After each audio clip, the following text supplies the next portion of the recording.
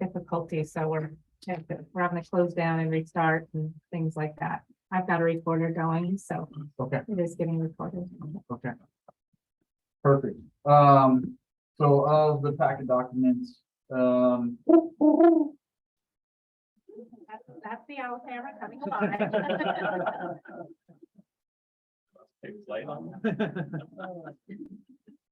we have, let's see, when it comes to the Main Street survey results, you guys were just asking the main businesses.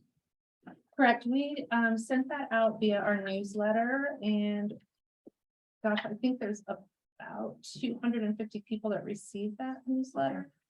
But we specifically went to the businesses in our program area for their responses to make sure that we had their input, since they were the ones that are directly impacted by anybody visiting or not visiting them on the 4th of July. Okay. These results that you have here are the only results that we did receive back Okay. between all of that. Okay. How many of these, or how many in the immediate area did not get feedback? Oh, gosh. What I can say is that we have 12 responses. Four of them are not business owners. Okay. Like I said, I believe it's a little over 200 that receive our newsletter, that there was a link to that survey in. Yeah. Okay. Fair enough. So, Town survey results. How many did we send out? I mean, to We didn't know, everybody we that didn't. subscribed? It was just open for anyone, so multiple people could provide, I mean, the same person could provide 10 survey results if they wanted to. So there was no, we leave it open, we don't track who it is, we don't know who, we don't track IP addresses, none of that. So we included all the information, and looking through it, I'm of course always disappointed when people include information or survey, put in information that have absolutely nothing to do with the 4th of July. You know, which is a little frustrating. They're using it as a platform for some sort, but we included every single Word document. So it's all in there. It is now closed, so we can't have anybody else adding more results. We'll start with, I guess, Trustee Gator, do you have any questions for anybody that's presented? No? No. Okay. Trustee Peets? I do come back to you if I Okay. Trustee Kenny? Yes. So I don't know who else may feel this, but this room is super tense right now.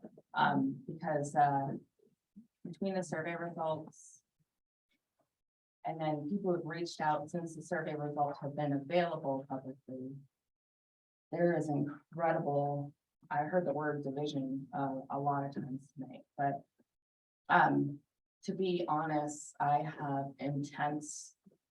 I'm incredibly ashamed of the outcome of this event for our community. I think logistically, it probably worked out. A lot of people participated, but it caused some rifts that are, I don't know if they'll ever be repaired, to be completely honest. And it's a division between incredibly important groups in our community. So examples are losing staff. That's crazy. Having entire nonprofit organizations no longer willing to volunteer for the town because of this situation and because of interactions they had with the CSC or individuals on the CSC.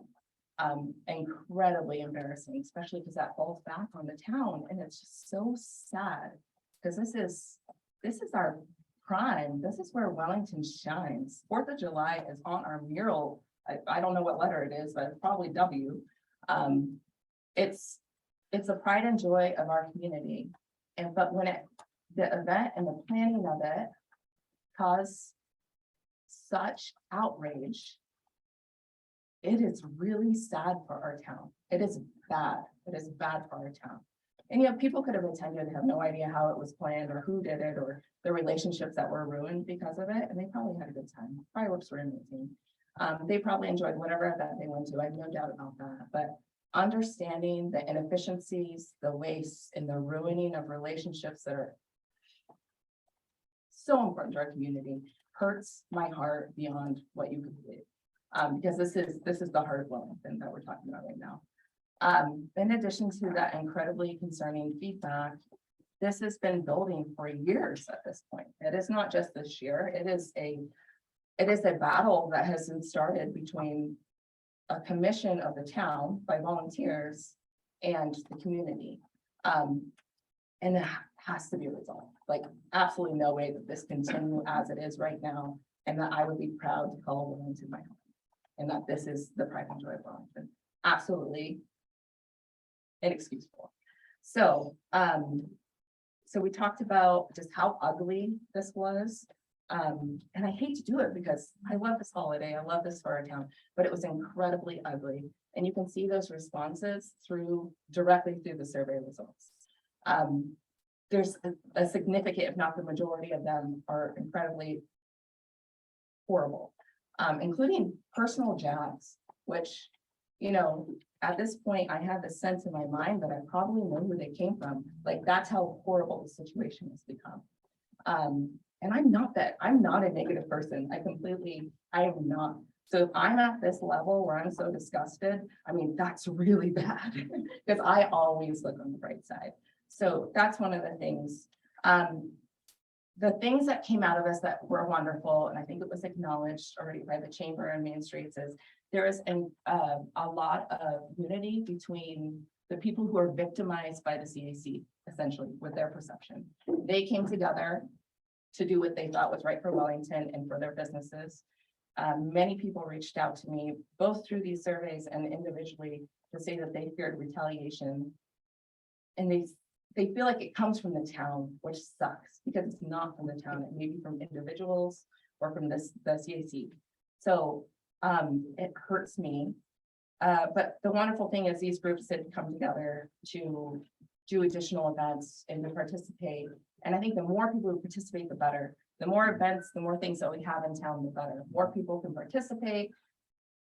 Anybody can go where they need to and want to. I prefer to be in the shade trees. I'm gonna hang out all day in a park. That's a half a block from my house. I mean, that's why I moved down there. So there's preferences. So I love that we have multiple opportunities. But that was actually driven in a direction where it was perceived as, again, another war battle or battle of this giant war that shouldn't be happening. The fact that, and I mentioned this earlier, that the primary volunteer organizations in our town, and when I say that, I mean, you will see multiple members from the Kiwanis groups that I'm a founding member of, and American Legion at every single fundraising nonprofit event that doesn't even benefit them.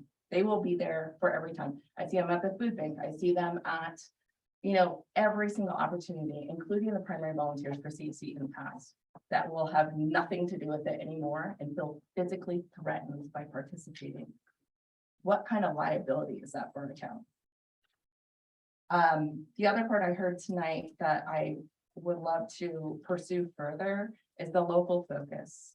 And what is it that we're trying to accomplish here? Are we trying to accomplish a regional event where people will come from Cheyenne and all of northern Colorado? Or is it a local event where we celebrate our community? And I don't know the direction of that, but I get a very good sense of what the community wants based on the survey. So I could say what I would guess, and I would say it's community local. That's what people want who live here. But I don't think that's the direction the event has gone. So I think there's an opportunity to go a different direction. Okay, the last thing I want to focus on is that this last year we hired staff in particular that has professional event planning experience, like has proven fundraising, nonprofit, is the most organized person I've ever met in my entire life, person who can plan an event with a blindfold on and can do it exceedingly well. And this person was a member of our staff was completely wasted. We were not able to use her talents. we were not able to use our wonderful organization because essentially all of her decisions were held up by monthly or different meetings where there was no cohesive direction and there was so much conflict. That's a waste of our budgeting for those kind of roles. Additionally, what I see is a significant amount of hours that were spent on these items. And, you know, I've worked on events before. My experience is from Wellarama. So I want to provide a quick figure. At some point, we realized that there's a lot of work to planning Wellarama. And we were trying to figure out if it was worth it or not to hire a third-party organization to plan the event. They would do fundraising, they would organize vendors, and then with our direction, after we had a initial consultation with this organization, we said, local only, main streets, businesses, this is the direction. We're looking for sponsors only from Wellington.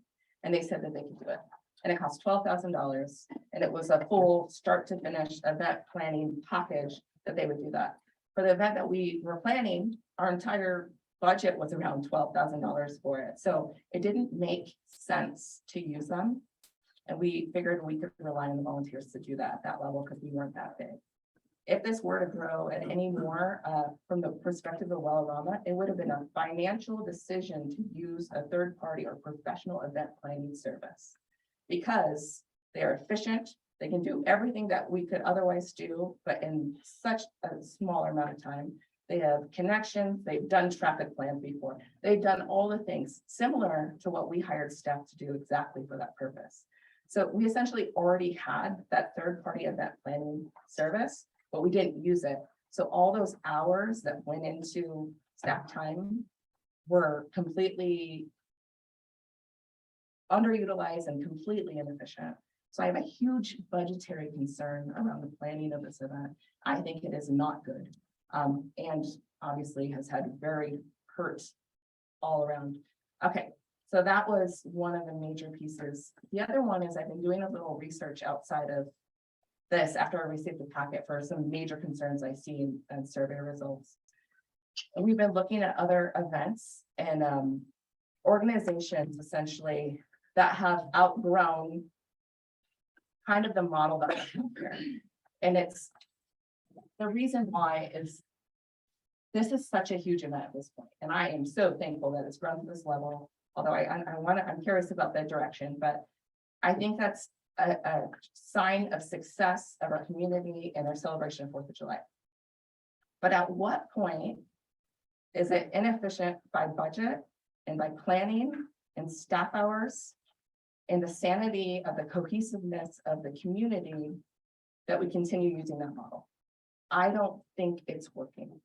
And I hate bringing all the bad news. We got a lot of great news tonight, but I cannot ignore the emails I've received that have incredibly concerning information. The survey results that are very sad, and the community people reaching out to me who are at this point afraid to come to other people because they're worried about retaliation, who are some of the biggest fundraisers, proponents, and volunteers in our community.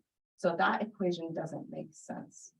So that is some of my feedback from what I've heard tonight and outside of this, what I've heard.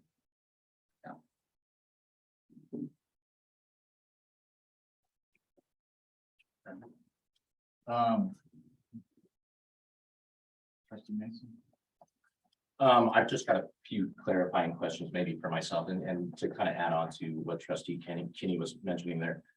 Ms. Garcia, can you give us maybe just an approximate dollar figure? I see that we spent about 461 hours worth of staff time. Can you give us maybe an approximate dollar figure as to how much? Sure. So to talk about the document that we included in the packet, there is a lot of overlap. So when we would attend a meeting, anybody attend a meeting, you know, there's talk about the 4th of July, there's talk about the Easter egg hunt, there's talk about, you know, a variety of things. So the hours that we included in the document are very conservative.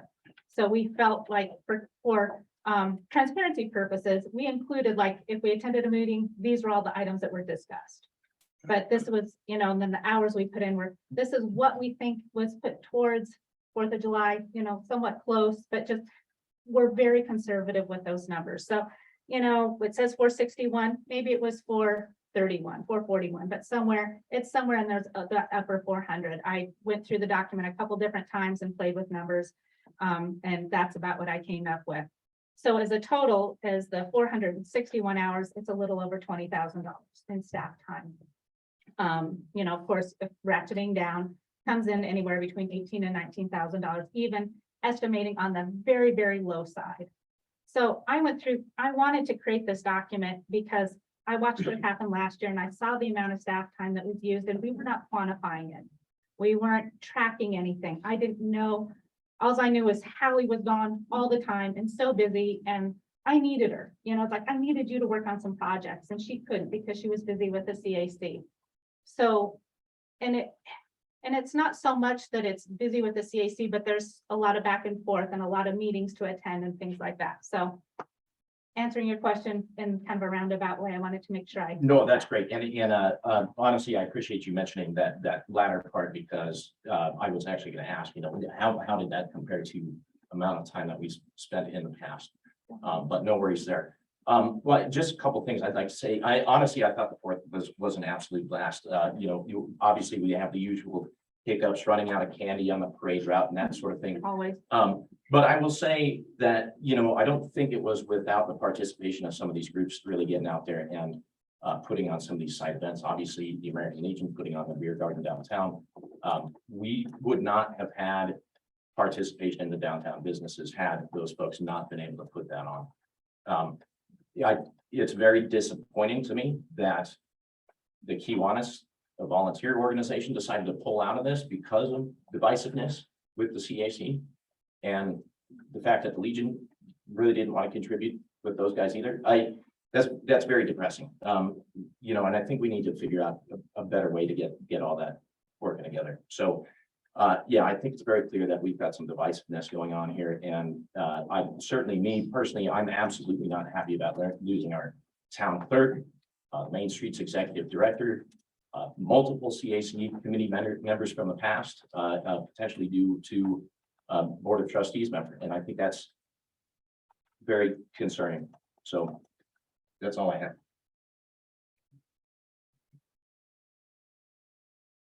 Sweet.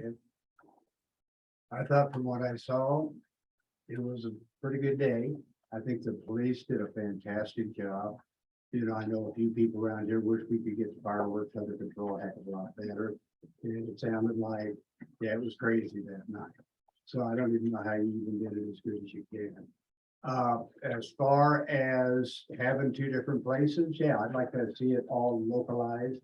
We need to have the town, have the boards, have the businesses work together a heck of a lot better. We gotta definitely have a meeting of the minds on this. And I don't think that's that big of a problem. Maybe I'm very naive at this, but you know, it's got to be for the good of the town at this point. You know, let the egos go past and you know, start working together. And you know, I think there was a little bit of misunderstanding at certain times. I don't know how it ended up out at the Wellington Community Park, and then we needed to do the other part. It should have been together. And yeah, I think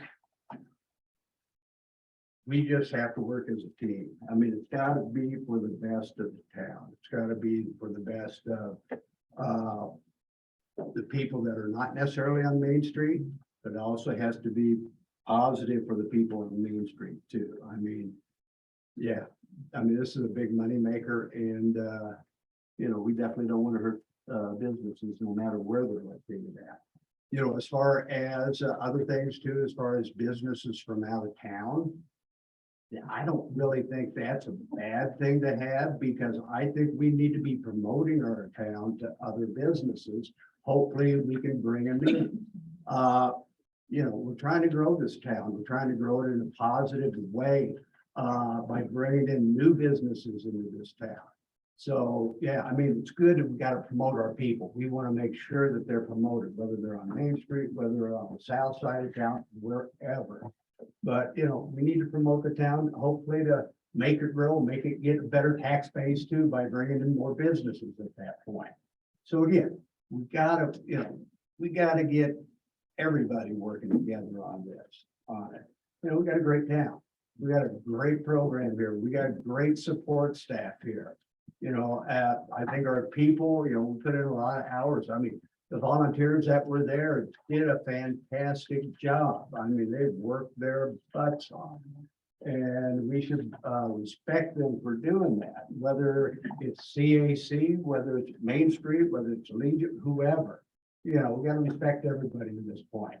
And the divisiveness is on all sides right at the moment, so we just need to bring it together.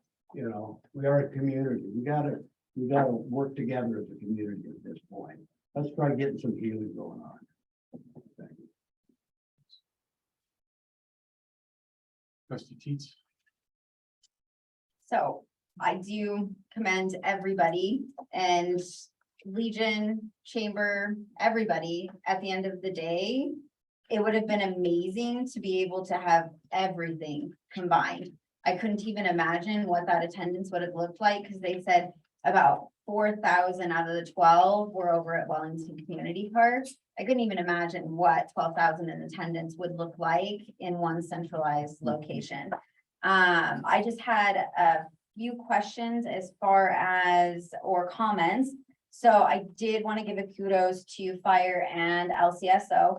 I did end up seeing a post that there was some bickerment about someone getting a fine or receiving a ticket, and a resident went on and made a claim that they saw your guys' posts, knew they were going to be enforcing it, so they chose to buy legal fireworks this year. So I do want to say that that was pointed out that you could have gone two totally different routes if you wanted to break the law or not break the law. But at the end of the day, I do want to say that your guys' posts are reaching our community because I see it when I do look at the pages. So I want to thank you. I know that that is probably the least desired night for issuing fines that you guys probably ever want to operate under. So I'm extremely grateful. I know we had a huge ask of you guys and you all stepped up. Other question was, did we see any fires, like actual fires on the 4th of July this year? Did you guys challenge any? We didn't have any. So I think we had a little bit of unique, as hot as the day was, we were fortunate to see that from the month and a half or so before, we were in red flag warning days with high wind and low humidities day after day after day. We had a very short window of time where leading into that, the temperature was high, but we also had some humidities and some lower wind events that we hadn't experienced literally up to the week before, to the point where you saw fire bans in place and that kind of thing. So so I was looking out for us because That's what I was it gonna was the say. very next day when You that got when the like wind 4th of really July. kicked up, rain kicked up. So, yeah, we had higher than expected humidities, which helps us with those lighter flashy fuels and the ability for things like the fallout or even some of those aerial fireworks, that is smaller ones to catch those light grasses on fire. So we're pretty fortunate. Awesome. Is there any way to lessen the demand on you guys on the 4th of July? I know that you guys have so many acreage to cover, Yeah. like you had said, I think it's 200 and some odd square miles. Is there anything that assists in, 288 square miles? Is there anything that assists as far as CAC planning goes to? But I would say, I guess the day of event, I can't think of anything. It's gonna be the roll of the dice. But I think of the earlier we can get through the planning piece to be able to deal with those things that come up, the challenges that, or the questions that come, so we can help navigate those things. We recognize that supply chain issues, buying tents, things like that are gonna be challenges. And so the earlier that we can look at, right, we're talking about an event that we already know the date next year. It's July 5th, 2020, or July 4th, 2023. It's gonna be on a Tuesday, I think, if I had to guess, but we know when that is. So things like getting contracts in place earlier, doing those things, making decisions on those type of things so that we can, utilize those things. It's hard when staff's gone, but trying to replicate what you did and taking the things that are like this and using those little things that didn't work as well and working on those earlier so that we can kind of be collaborative with the planning process. And we don't want to plan, but we want to be able to provide constructive feedback to the plans that you guys put in place to help meet that ultimate goal of, and we're gonna just look on, we're always gonna err on the side of safety on that piece of it, right? At the other, you know, can't go without thinking about what happened in another town on 4th of July, and we just don't want to be that town. Mhm. Like, someone's gonna be that town, but it doesn't want to be us, or if we do, we're gonna be ready to respond and, you know, we'll respond appropriately. So, Got it.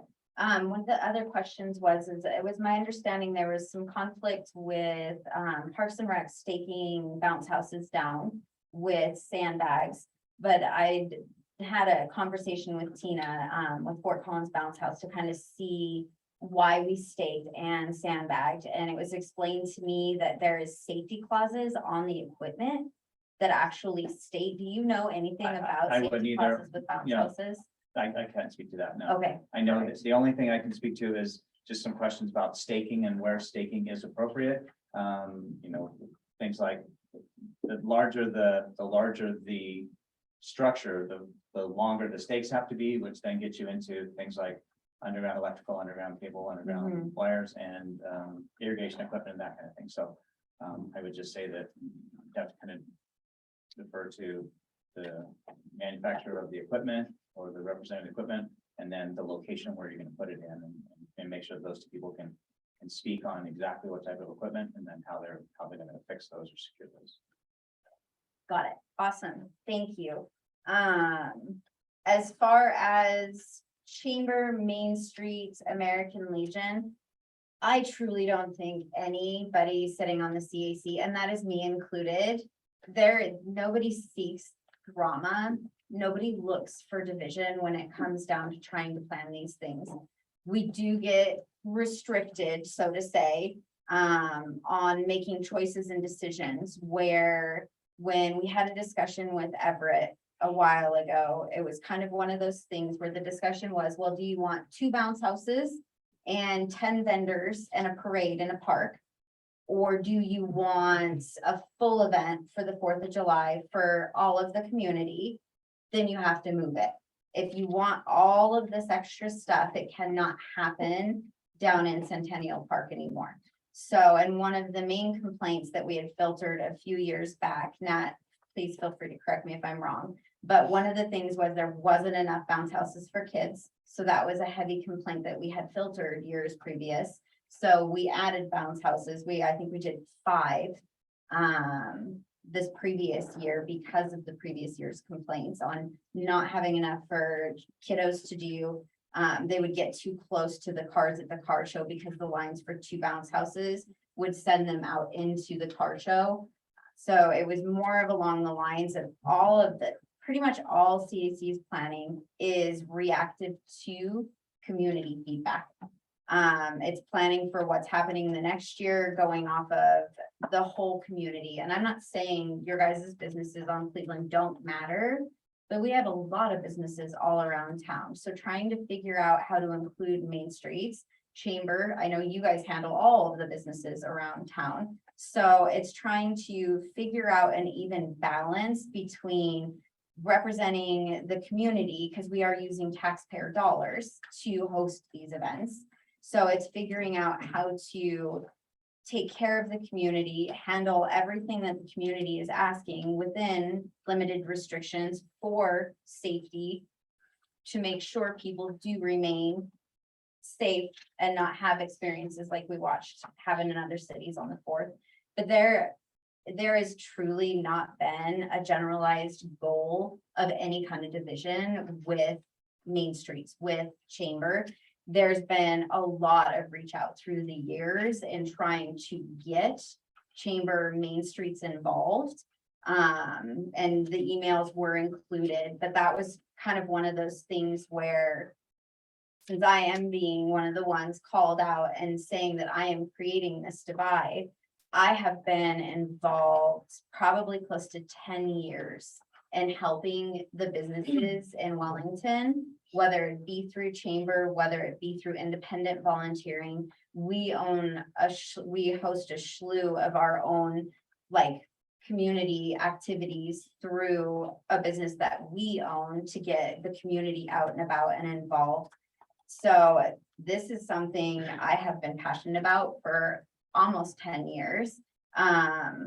it wasn't through any deceitfulness and anything like that, that the Legion was not included with the town. I will be honest in specifically stating, we were specifically told that we could not advertise for the Legion. And that was specific, it was recorded in audio in a CAC meeting, and it was told to us by the town that we were not allowed to advertise. So when that kind of stuff starts coming up and you have all these red flags, then people are like, okay, well, what are we supposed to do and what are we not allowed to do? Me being new in this board liaison position, I have a lot of learning to do. I reach out to John on a regular basis. I talk to Patty on a regular basis. It's nothing that was ever a goal to create any more of a divide in the community. Because we have tried to reach out through the years. It's just one of those things. We talk about losing a big volunteer base. The volunteer count last year for 4th of July was 56 volunteers. 56. And we can thank our local churches for that, because they brought in a missions team from out of state for our 4th of July last year. They stepped up, they helped us. They did not volunteer this year. They chose not to volunteer this year. They don't want to be involved in the politics. They don't want to be involved in the divide. Our largest volunteer base that we have ever had is with our churches in this community. That's our biggest volunteer base. And that's the highest number of volunteers we ever had last year was 56 to count for a program or an event.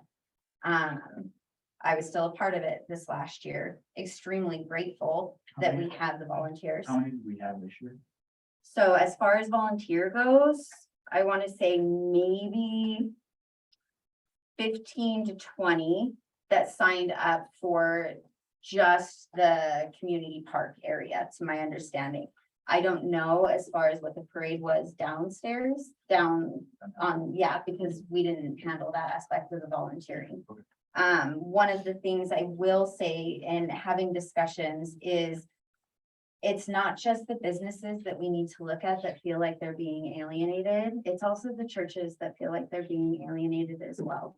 And that's through not only these events, and I had to beg to have River of Life thanked for their $1,000 Easter donation for baskets. And I did. I asked multiple times to have them a thank you card sent. And it got sent. It I'm did sorry get it was sent. late. Right, so, but that was multiple times. I mean, you have something like that, you put them on our flyer, $1,000 in Easter baskets for this community. So it's not just this divide, and this has been, oh my gosh, there was a divide when I was helping with Chamber. There was a divide between Main Streets and Chamber, and then they formed an MOU, which is the memorandum of agreement that they have now. So this divide is going to be anywhere you go. It's figuring out how to find that balance and finally just decide we're not going to settle for the divide anymore, and we're going to figure out how to move forward from it. I would love to see all of our churches way more involved. I mean, they used to be extremely involved in everything we did, and they did start stepping back. Now, whether that be through just CAC or alienation through land use code changes, but we all hear a different side. Rebecca has connections to the businesses. She sits on a board with a business. She has those connections with the businesses. I have those connections with the churches, and I'm saying they're not volunteering anymore. It's not frequent you see them sign up. I think that if we were to heal that relationship as well, volunteers would never be an issue again, ever, truly and wholeheartedly. I know Josh and Jennifer Griffins from the filling station said their volunteers just aren't from around this area. They don't come in around this time. We have to have these conversations with everybody and the entire community, because businesses do matter. I am a business here in town. Businesses do matter, but all of the businesses matter here in town. So that's kind of one of those things where I have businesses that want to meet with me and talk to me, but they won't meet with me here in Wellington. They're scared because of repercussions. They met with me in Fort Collins. So this is an issue because they feel like if they speak up, if they say anything, if they say they feel like they're not being included, they're gonna be bullied. So, and it's very apparent if you check on Facebook, if you don't go along with the status quo, you do get bullied. So I want to get to a point where I hold no ill intention towards anybody. It's just not me in general. And I move on and it typically can fall off my shoulder. I understand businesses are being affected. All of them are being affected. So, but the generalized goal is we tried to do all of this combined. It just didn't work out that way. So we did ask to have the Legion listed. It did not work out. This is not CAC. We have a list of rules that we're following. It's like the hours here. I have truly, when I went through it, we have, when Callie was hired on, she was hired on as a town liaison. She was not hired on to run the events. She was hired as a town liaison. So, and it's hard to describe what a town liaison is if you haven't sat back and looked at it. Like Callie, she was our town liaison. We didn't see overstep. We didn't see massive amounts of hours being invested. We would let her know if we needed something. She would help us get it figured out. If we needed 3 bids, that's something your board did. That's why you sit on a board. You volunteer to help run a community activities commission. You don't hand all of the effort and energy off to town staff. It just doesn't make sense. This board ran successfully. I've been a part of it for 7 years. It ran successfully. Rick Bacon, Steve Salerno, they were a good loss, but they didn't live within the restrictions. They're not within 7 miles of town. When their terms were coming due, they wouldn't have been able to sit again anyways, unless we went through and rewrote our ordinance. Am I difficult to deal with?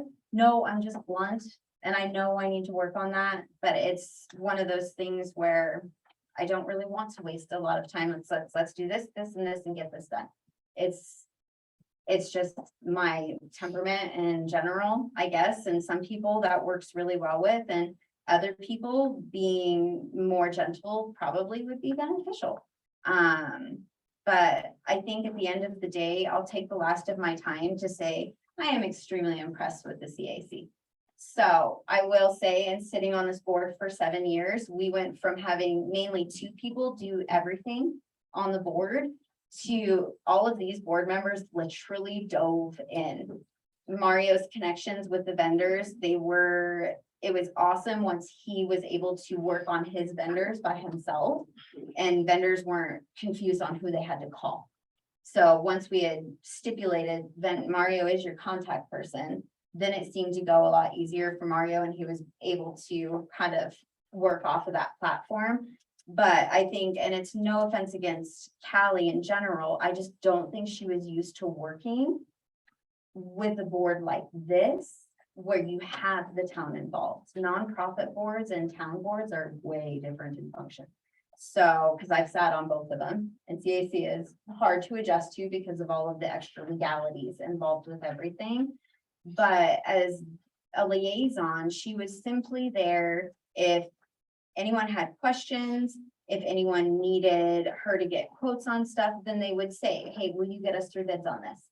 Hey, will you find out if like traffic, if we can do this map this way? And it's kudos to Natalie who pointed out that we were needing the map that was demonstrated. She was the one who said that she'd like to have the colors set out for the day to kind of direct where everyone was supposed to go at what time. So that one was a huge for Nat. Nat has more like double the years I do in the CAC. So it was one of those things. This is a community activities commission. And as much as I would love to say it's just a business activities commission, it is really not what it was formed out. It's not what our bylaws list out. And if we were to say, we actually were following our bylaws to a T. Now, our bylaws need changed. That is the goal right now, is to include businesses, to include nonprofits in our actual bylaws, where it states that that is a main goal for reach out and engagement, is seeing what we can do to pair with businesses, what we can do to pair with nonprofits. As it sits now, we have so many legalities preventing us from pairing. It's not fair to, and I'm saying it's not fair to label CAC as the ones who are doing this, because it's not just them. We have rules, bylaws we have to follow. Our bylaws have not been rewritten. Patty, how long? Goodness, hold on. I'm looking, see if this has a date. Of course, it doesn't have a date, 1980, something. Yeah. I can't tell you right off. This one does not have a date on it. and that's our ordinances. The 80s. So, and I agree that there is a lot of stuff that has to change. I love doing this. This is actually what got me involved in the town in the first place. Linda Kinsley kind of grappled me in, and she brought me on with the chamber on planning events, and she asked me to do CAC with planning events, and I love doing it. I don't want to exclude anybody. I don't. There just has to be a better process for how this stuff gets worked out. Like Hallie last year, guys, she jumped in full swing. She had no idea what she was doing, like none. Oh, let's not put down staff members as part of. I'm not putting them down, so I never interrupted you when you speak, so I'm gonna ask you kindly not to do the same to me. So Hallie jumped in full force, like amazing, and she even openly admitted, she's like, I have not done anything, I am a management analyst, I don't do this. So, and she ran with it. We had so much fun with her. Like in general, she was just a happy-go-lucky person. That's kind of at the end of the day, what we need to really truly be looking at is when you do look at doing this, when you talk about bringing in second parties, third parties to handle a community activities commission here in town. Taylor, when you and I had met, we discussed the CAC, and there's been discussion for years that there's been a removal wanted of CAC. It's well known, and it has been a discussion. You assured me that the CAC was not going anywhere, that this is for our community, ran by those people that want to get involved. It's how they plug into other areas in town. It's completely possible that I honestly feel that I do absolutely fine sitting on the CAC as the board liaison. It's a very interesting situation for me to be stuck in because I still have to vote. So we're in the middle of rewriting the bylaws, but at the same time, we were waiting for strategic plan to be done so we can plan that around what our strategic plan is, because this is events to focus on what we're doing for the next 2 years.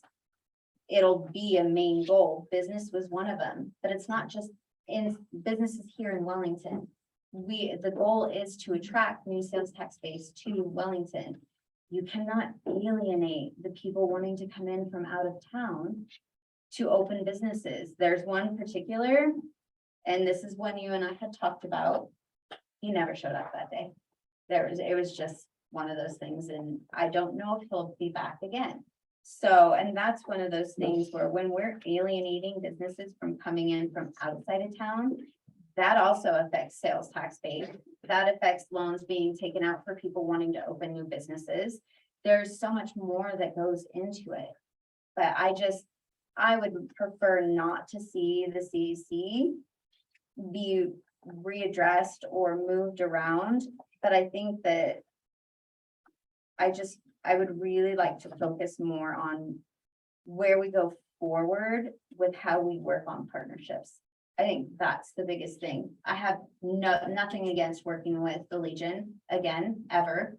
I don't have anything working with any of you ladies. I don't mind it. It's just, there's things that need to get settled, and until they're settled, we are not going to be able to move forward, but we haven't tried to settle them. We've spent a lot of time arguing about it, but we actually haven't tried to settle anything. So I would say that if that is the goal or the idea, to make sure that we do bylaws, we work on building those partnerships and defining them well in the bylaws. And then that gives us a base to work off of and guidance for the town to say, no, you can't advertise for them. Well, here in our bylaws, it says we are allowed to. So I think that's the biggest thing. And we have some pretty amazing volunteers that cycle through CAC. Does everybody get along with everybody all the time? No. Do we? Nope. You're gonna have that conflict in life no matter where you go. But you have to eventually figure out that nurturing relationships is going to be a lot better than dismissing them. So that's pretty much what I have. And I have a huge thank you again to the CAC, because I think that this is amazing. This program is amazing for our community. It truly is. Ashley's on the phone. I believe. Maybe. Are you there, Ashley? Hi, thank you. Well, thank you. I'll keep it pretty short. Thank you, everybody, for hanging out for so long this evening. The 4th of July was really amazing. The parade was great. We ran out of candy, like Brian said. The events in the park were amazing. We had a larger crowd than usual, but there were pros and cons. And the fireworks were amazing. They're fantastic.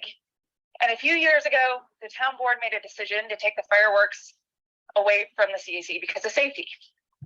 And thank goodness for LCSO and for our fire district, but their resources obviously are spread really thin on that day. So I think that a really great solution to bridge some of the divides for reducing some of the political polarization is to look into budgeting for an event planner, not to replace the CAC, but just for planning the 4th of July. Excuse me. And maybe the event planner reports to the, I don't know. I think staff can look into that, how other communities have done it with RFPs. But that might help and solve some of the issues that have been brought forward tonight.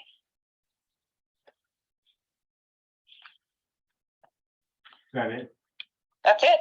Perfect, perfect. Yeah, personally, some sort of restructuring of how it functions, I think would be beneficial. Maybe, yeah, budgeting, we need to get that under control, I think. I mean, spend almost 20,000. It's a decent amount of cash. So I think that's definitely important. I think that would help kind of get maybe the divisiveness out of the way. I mean, you guys used to have divides and you came together with an agreement, started working together. If we could kind of arrange something like that with CAC, that'd be a beautiful thing. Still keep the community involved, kind of get the legalities of things, working on the bylaws, some way that we could still keep the CAC, restructure it so everybody can work together well, know the same laws, how it's going to function together. Some sort of agreement between the three might be a great thing. I don't know, Main Street's, that's a discussion with it. Possibly moving forward to town, maybe something where trying to combine events somehow in that nature, but still keeping the community engagement there with the CACs. I don't know, we'll have to look at what that's gonna mean for the future. But we do need to figure out the kinks to reduce how much time and energy it's taking for staff. I mean, who made those maps? Was it staff that made the maps with your direction, Natalie? Okay. So, and that's what I guess my question is, on this list, what is on here that would not have been the responsibility of staff? So a lot of it shouldn't have been. So Like what? typically Like when what? we, okay, Can you so. tell me so that I have an idea? Nat, Because you did some highlighting because you had some questions about things that were listed on here that weren't actually a request of the board. Do you know which ones those were? I have a few that you had talked to me about, but I don't have all of them. So meeting with Megan Larson to discuss cross promotion efforts, 2 hours. That wasn't a request of the board. So that's kind of one of those things that we were trying to figure out. So a lot of this was not anything that the board actually requested. But it wasn't helpful. Was it Would the helpful? though? CAC have been able to do what they did without it? And I guess that's kind of where I'm at, because to be quite honest, and I'll be very honest, I cannot set another staff person up for this. I cannot give another staff person up for 400 hours, 200 hours, 100 hours. Because of, I'll tell you, you've had 3 different people work with the CAC 3 different years. You've had Kelly, you've had Hallie, and you've had Callie. All 3 of those people, when I've asked them, will you do this again? Hell no. I'm sorry for my language, but that's what I've been told. Oh, And you've said Hallie was very happy-go-lucky. She was miserable. She was miserable. Working with the CAC was misery for her. But she did it because she's a trooper, and that's what we do as public servants. That's what we do. So I can't give you another staff person. If it's gonna be anybody, it's gonna be me, and it's gonna cost you a lot. Because I'm not gonna put another staff person to work with this group. Okay, I'm just brutally honest, and I feel really bad. don't feel bad. it's- I know one of the reasons with Hallie. Oh, no. Okay, I don't want Okay, you to no, feel I'm bad not, about no, I'm done. No, I mean, I guess that to We- headline it. yeah, right? to headline it, what I can tell you is we met with, this was a completely separate meeting, but we heard about, the Estes Park Rodeo. Started out with this little bitty rodeo, 100 people, 200 people, 1,200 people. All of a sudden it's 10,000, 15,000 people. And the group, and it was run by a citizen group. And that citizen group realized that it was just too big for just them. They had to do something different. And they created a 501c3 so they could start taking in donations, and they could start working with, big promoters to help and provide money. And then they still work with the town. They still work with the town of Estes Park, and they receive funding through another avenue, just through like a cash, like here, this is what we're going to give to the Estes Park Rodeo each year to help fund their operations. So I don't know if we're to that point yet. I saw it happen in Windsor with a harvest festival. I mean, it's the same type of thing. It was the citizen group, we worked together, it got too big. It got too big, and so they created a 501c3 Harvest Fest, and they go off and do their own thing, but the town helps, the town supports, the town is there to help we pull trash, us as staff, we pulled trash for the day because that was our job, to help part of that event. So I don't know if there's ways to move forward that maybe the model, like I think Trustee Kinney mentioned, maybe the model is not working anymore. I think the effort is right. The volunteers are right, the citizens, you want all of that engagement, but how do you make a model that works now that we're bringing in 10,000, 12,000 people? Or 20,000? Yes, I mean, I don't know. That's my headline, sorry. Oh, yeah, that's good. So you had asked if I had any questions, I didn't realize we were just going generally, what we liked or didn't like about everything. So that's why I didn't say anything. I did want to highlight a couple of things. So I just spent 3 hours listening to the meeting in which the CAC decided to move the festivities, keep the festivities, if you want to call it that, at the community park. It was a 3-hour meeting. Mhm. And so the one thing that is concerning to me is that there's been a lot of discussion about the animus of the CAC. I spent 2 years as the board liaison with the CAC, and there was never a desire to look down on or to work against or to be against any other organizations in the town. Now, I understand people might not agree with everyone. They might not have great relationships with anyone. That has never been the desire, including up to my last meeting with them in April of this year. There still had not been any were against these. In the meeting where there was discussion about moving to community park, that was the big discussion. Businesses from Main Streets came and said, Mr. David was there and shared, this is how much people lost. And the CAC was trying to figure out, can we find a way to do this here? And what kept coming back is that, yes, it's possible, but there were a lot of safety concerns. So they were looking at, well, what about Library Park? Or what about down in the south was something that was brought up by someone else? What if we looked on the south side of town? And there were a lot of great ideas. And the problem with it is it just like, we've got to get moving with something. We know that community park could work. It was actually a business owner from Main Streets who in the comments said, if you're going to move the festival, could you consider allowing the beer garden to stay at Centennial? To which the CAC said, that actually is a very good idea. They asked this Legion who was there at that meeting if they were open to that. They said that they thought it sounded like a good idea. They were open to kind of whatever went. And then they went and had conversations with the town and ultimately made the decision to move the event to downtown. The CAC was not opposed to that event. They thought it was a great idea. They were supportive. There was a CAC meeting where it was brought up, should we do co-branding? Now, I understand maybe the information given was wrong, but the information given by staff to the board was that we as the town could not have it on there because they were reworking the flyer to say, could we include this and this and that? Maybe we got new information. I don't know what happened. We were told you can't. It was due to ADA compliance. Okay, so 88, but we were told you cannot. So that is the reason the CAC is because that's what they were told. So I want to make it very clear. It was never the intention of the CAC to go out of their way to try and detriment this or, oh, it's ours is better than theirs. You're horrible people, any of that. Now, I understand if people have personal issues with other people, that's totally fine.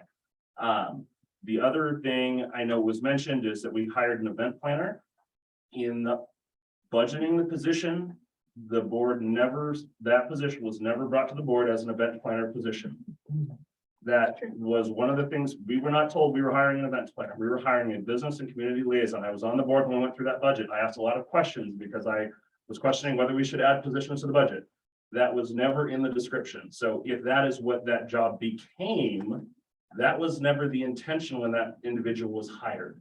The CAC was not set up at the time to have an event planner. It was to have the liaison be the one connection. The reason we had a liaison, I was brought into the CAC because a lot of people, no one else on the board wanted to be the liaison at the time, and I found a way to work with people. And I thought we worked fairly well together, and it was challenging, I know, for Hallie because we had a lot of very different personalities on the board.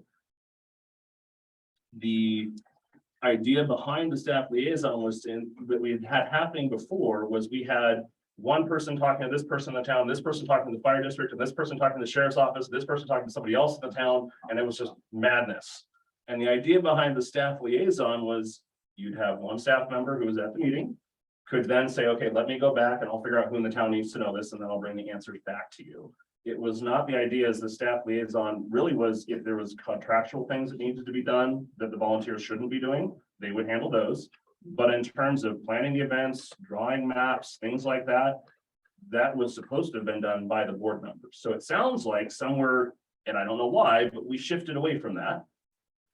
But again, I had these conversations with Ms. Garcia several times in March and April with concerns I had of overreach of the staff liaison stepping in and taking over the board members' jobs and doing things. And it's, for me, I think it's very unique that we have volunteers that are planning our events and they're putting things together and they're bringing different ideas.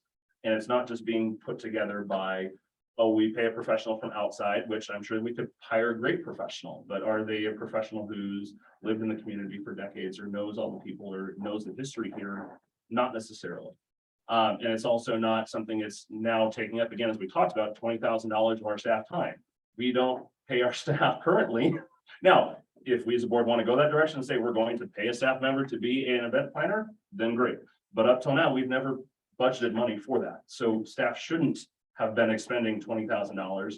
And a lot of the communication was that if this was happening, then that communication should have been coming back to the board liaison, which up until May was myself. That communication didn't happen. I was not told, hey, we're spending too much money, we're spending way too much time on this so that we could get things under control. Because that was an issue that was brought up last year. And the board had said this needs to be made sure it's gotten under control. And that was the expectation. If it became a problem, that would be communicated to me as the board liaison so that I could, if there was something going on with the CAC, I could get them under control if possible. And then if higher issues need to be brought up, I could bring it back to the board of trustees. That was never communicated to me. The first time I was communicated about the cost of staff time is when I saw this packet. So that, again, the error is in part of the process, but I think that the issue is a lot of what is being laid here is saying, oh, we have these horrible people trying to go after other people.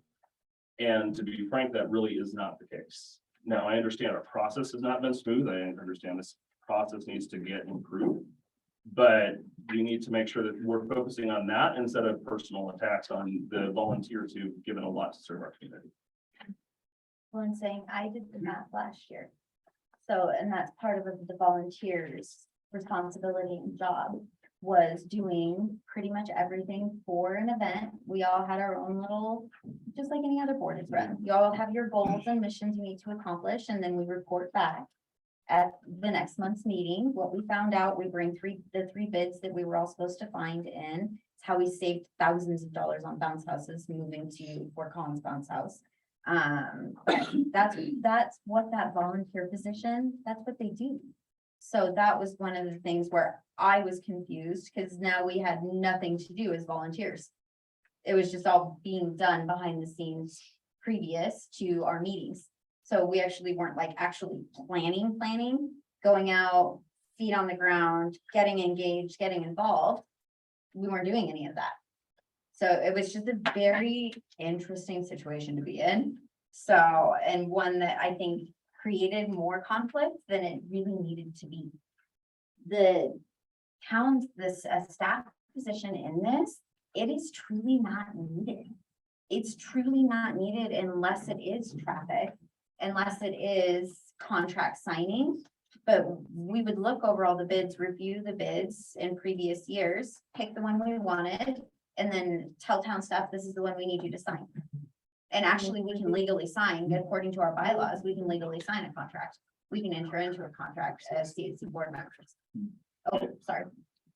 I think, so talking about moving forward, there's certain things about an event that are honestly logistical and safety related. I think we've acknowledged that already. You can't have this many people in town without obvious concerns for safety and logistics. Those type of things are not like feedback driven kind of items. Either it's safe or not, meets requirements or not. These are the type of things that must and have to be coordinated by the town. So those items in general, in my opinion, based on liability, we do not require a committee to make any decisions on things that are safe or not. That is the decision and liability of the town that must be, even with direction, it's going to be completed by the town. I think in my mind, those are the kind of items that should be completely withdrawn from the commission. That way there is no questions or holdup in the process, because if there is a traffic plan and designation, but it takes 2 months with a lot of decisions to finalize that, we missed out on opportunity to bid for multiple different traffic organizations, which actually likely causes us to pay more for that function and maybe delayed other safety measures that could have happened early in the process. So things that are liability related, logistics and safety, do not belong to a volunteer committee. So They if you- don't. I mean, so it'd be fair to say that we need to look into some sort of restructuring. on Yes. How is it done Yes, for town costs, maintain the Mhm. CAC? Whatever that looks like is like I don't know, like how they did the rodeo and Essex or whatnot.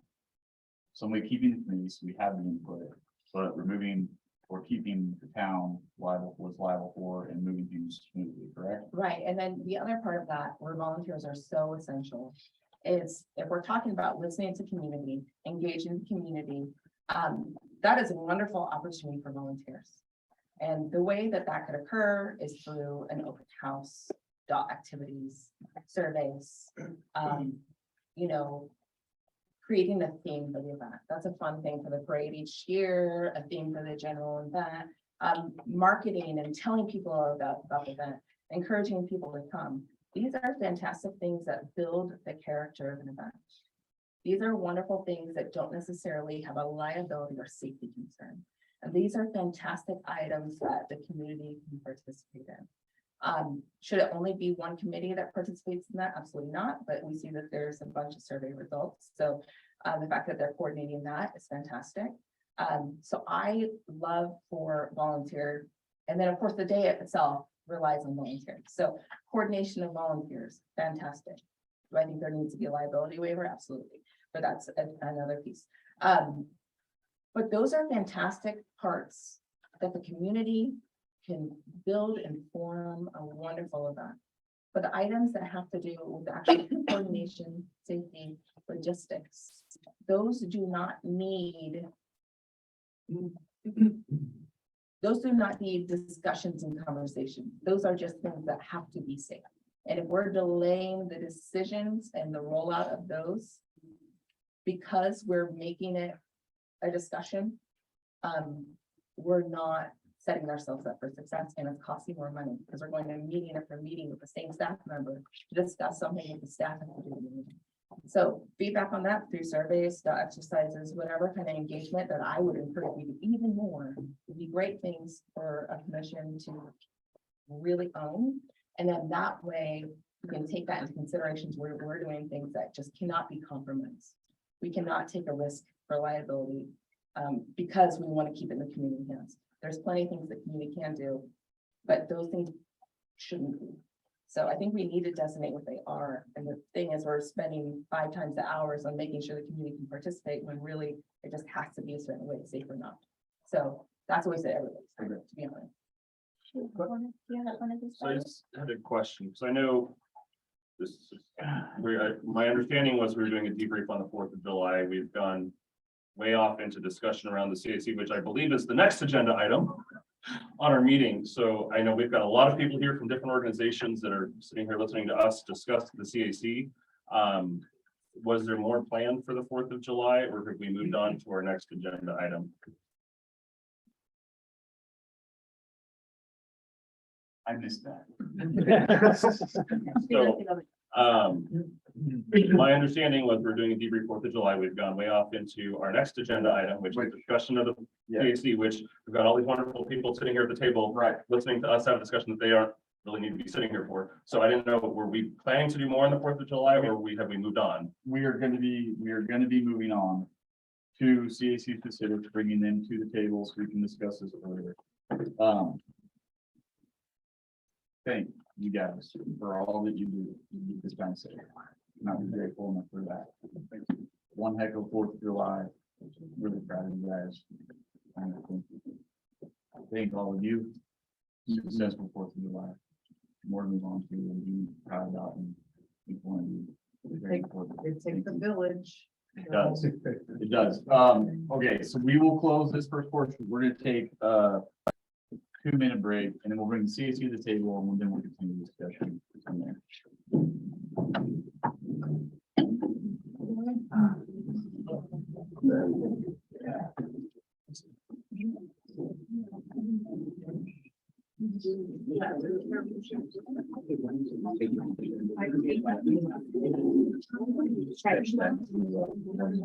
Well,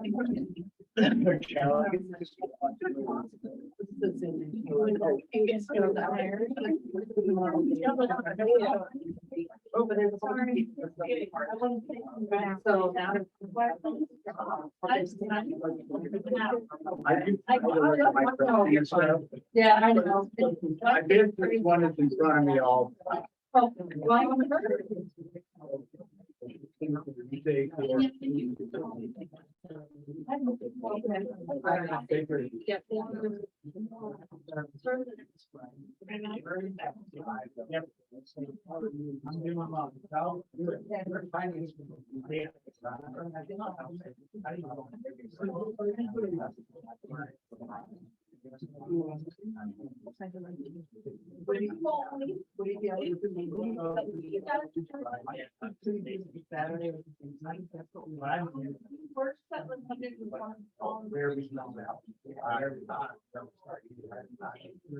Brand new.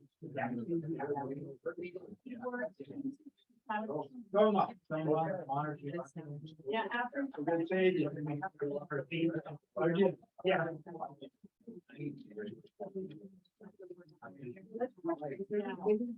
Like nice.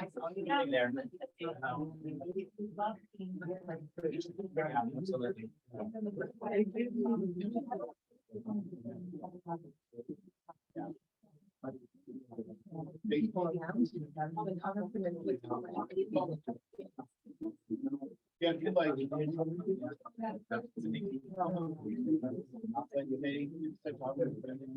Yeah, I mean, if I really want to get like this product, then we go on.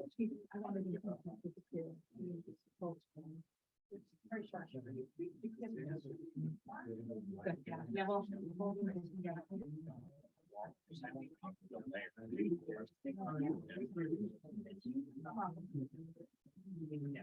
Oh. I mean. So much. Yes. Yeah. Yeah. No. Okay. Evening, I'll find out. Thank you. Yeah. Oh, thank you.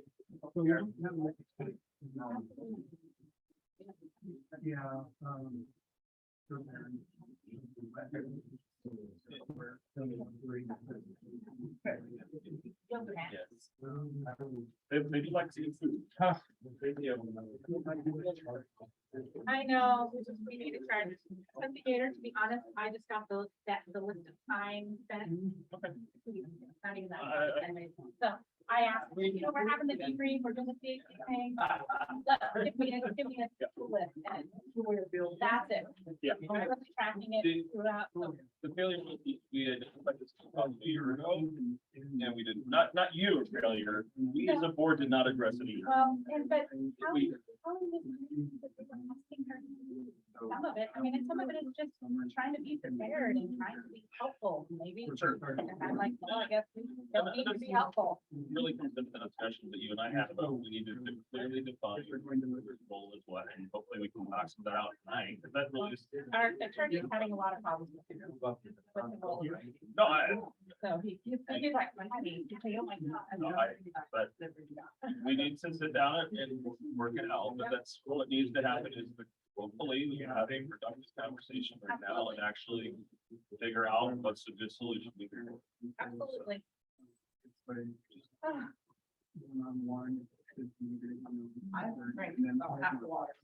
Have you? So I need a replenish. You need to replenish it. I did not even know they were in there. But he wants told me, and I'm like. Good to know. Oh, my Lord. So,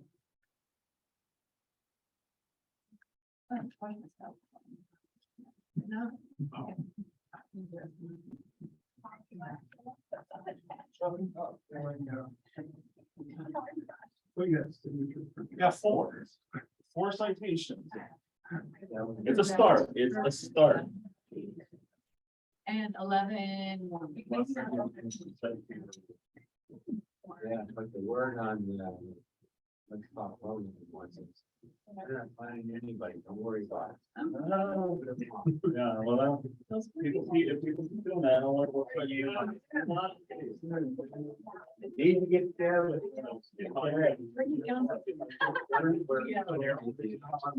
I know.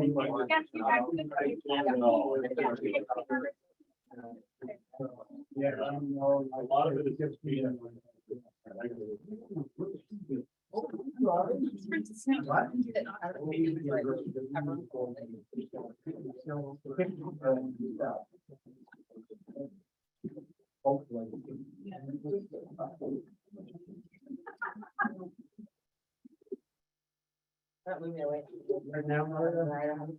Oh, no, you're good. Four letters get stuck sitting here and, no. That's why I sat here, but now, although I even here, I keep thinking. I kept thinking. I was like, okay, that's. Like, I was like, oh no. It's like, okay. It's fine. Just sit alone. Okay,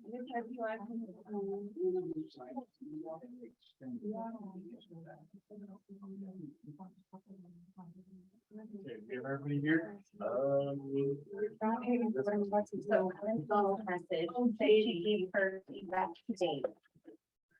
So Alan McGinnis said she gave her feedback to you. She sent me a text message that she cannot be here. Okay. So, Cool, okay. And. Is that all of you? There was here. she's here. She did, I think she did went to the restroom. Yeah. Oh, okay. She's on. Oh, okay. She's here.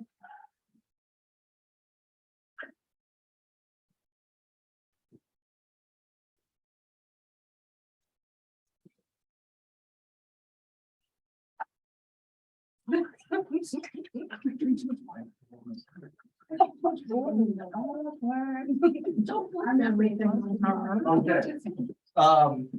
All right, on to the CAC update. Go ahead, let's just go name, introduce yourself so everybody here knows who you are. Are you Mario? Sure, Mario Quinones, I headed vendors, And you're the vice chair. and I'm the vice chair. I like you're forgetting a very important piece there. Vice Chair, thank you. I am JD Richardson. I don't want to do this anymore. It's gotten too political and I like everybody in the room. I get along with everybody. I don't like big government, I don't like government. I feel like it's gotten too political and once you get, it's like getting too religious. You get too religious, you miss God completely. If you get too political, you miss service completely.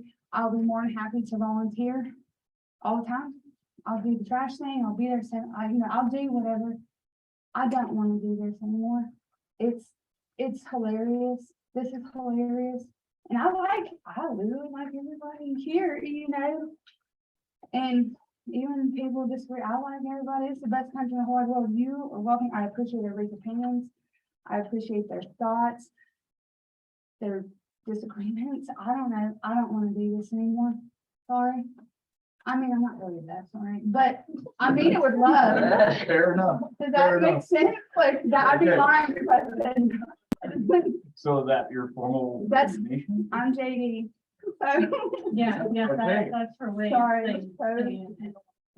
Your letter.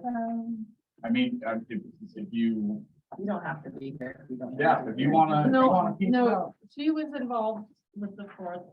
What was your professional? It's your choice. Okay, I'm gonna circle Finish back it. to you Yeah. as soon as we introduce everybody else. That work?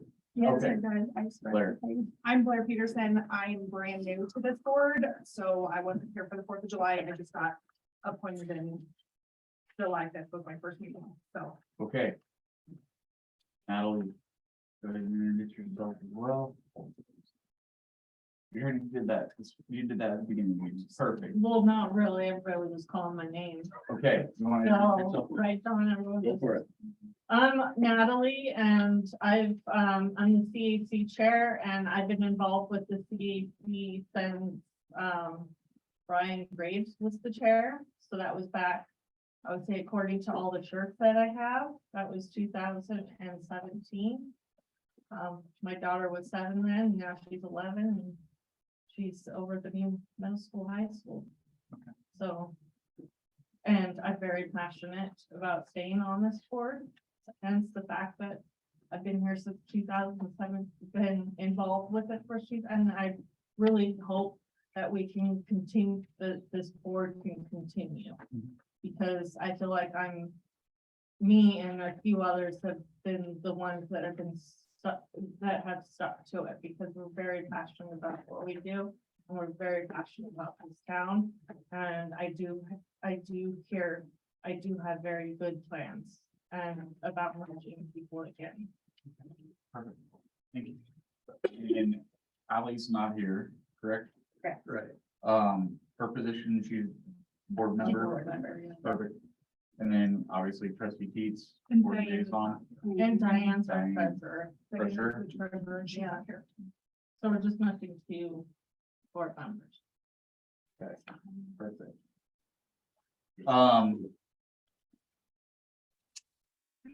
Sorry, carry on, sorry. What was your involvement in the board? I really honestly never knew. She was our floater. Okay, if you wanna leave, you can feel free to leave. I appreciate all of you so much. I do. I'll volunteer. I'm part of it. I'll write checks, whatever. Thank you so much. You're wonderful. Thank you. Claire, you were involved in the board. No. Do you wanna hang out? Yes, we'll have to get coffee sometime. Ali. Okay. First discussion is gonna be, I think, like operations. So what do you have for us on operations, Natalie? Operations, like what is? As in how the CAC operates, how you guys went about the 4th of July this year, how it's worked maybe previously, what you kind of see moving forward, or what your thoughts are there as a board. I mean, you can all of you can chime in. Yeah, one at a time, like we do Yeah, yeah. one at a time. Maybe Mayor, I think- everyone avoid. Yeah, go for it. Could I just make a recommendation? I know it's kind of been our board's policy is to discuss issues and not people, so we don't get into personal Yeah. grudge arguing. Yeah. So we maybe just, I know you guys aren't normally in our meetings, but I know we've tried to do that. Could we try to keep that to this discussion as well, so we can work on the issues and figure out how to fix them? Absolutely. Yeah. So I can give you the organization with the whole year so that we don't have to rely back on the 4th of July since we kind of, like you said, we kind of ended that, so that other people were able to leave. Oh, no, we're gonna continue the 4th of July. Just with us, This is just gonna right? be with, yeah, Us to as see, the public. that basically, wants to- yeah. I think the point of this session now is gonna be for us to, as a board, to better understand how the 4th went down.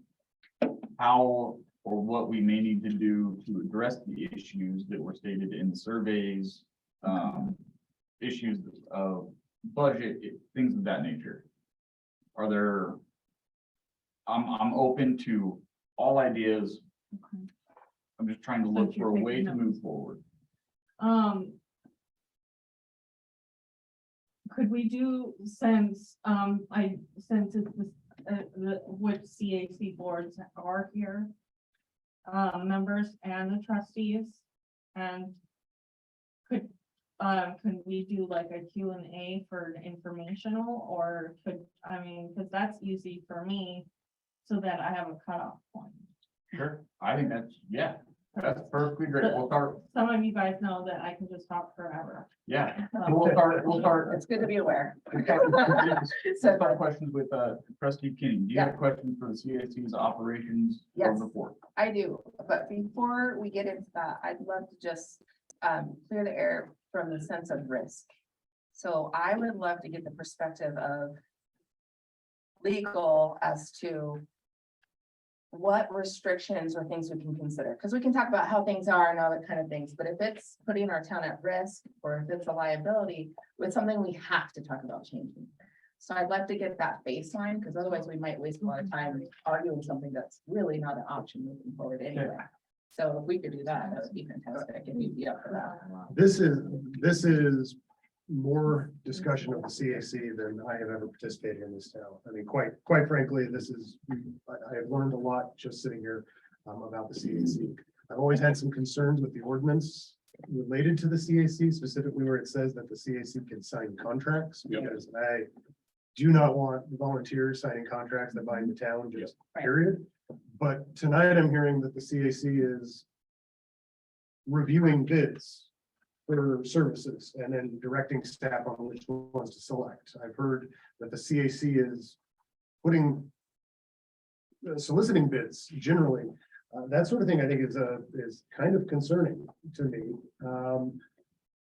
There's a lot here that I'm actually very concerned with. I thought the CAC was more of an advisory board that sat directing town staff, who is the staff liaison, directing that person and guiding them and giving kind of big picture goals. And it sounds like that is not at all what this organization is. So quite frankly, there's a lot of things. I think that legally for liability reasons, for budgetary reasons, that we need to totally reform how this entity works.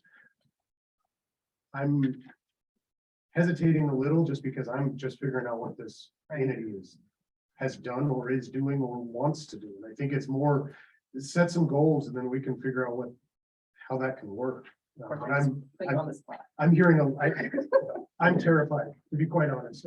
Sitting here and hearing everything that I've heard tonight, I'm terrified for what this entity is doing, perhaps on behalf of the town, acting in a way that you normally would not allow an advisory board to act.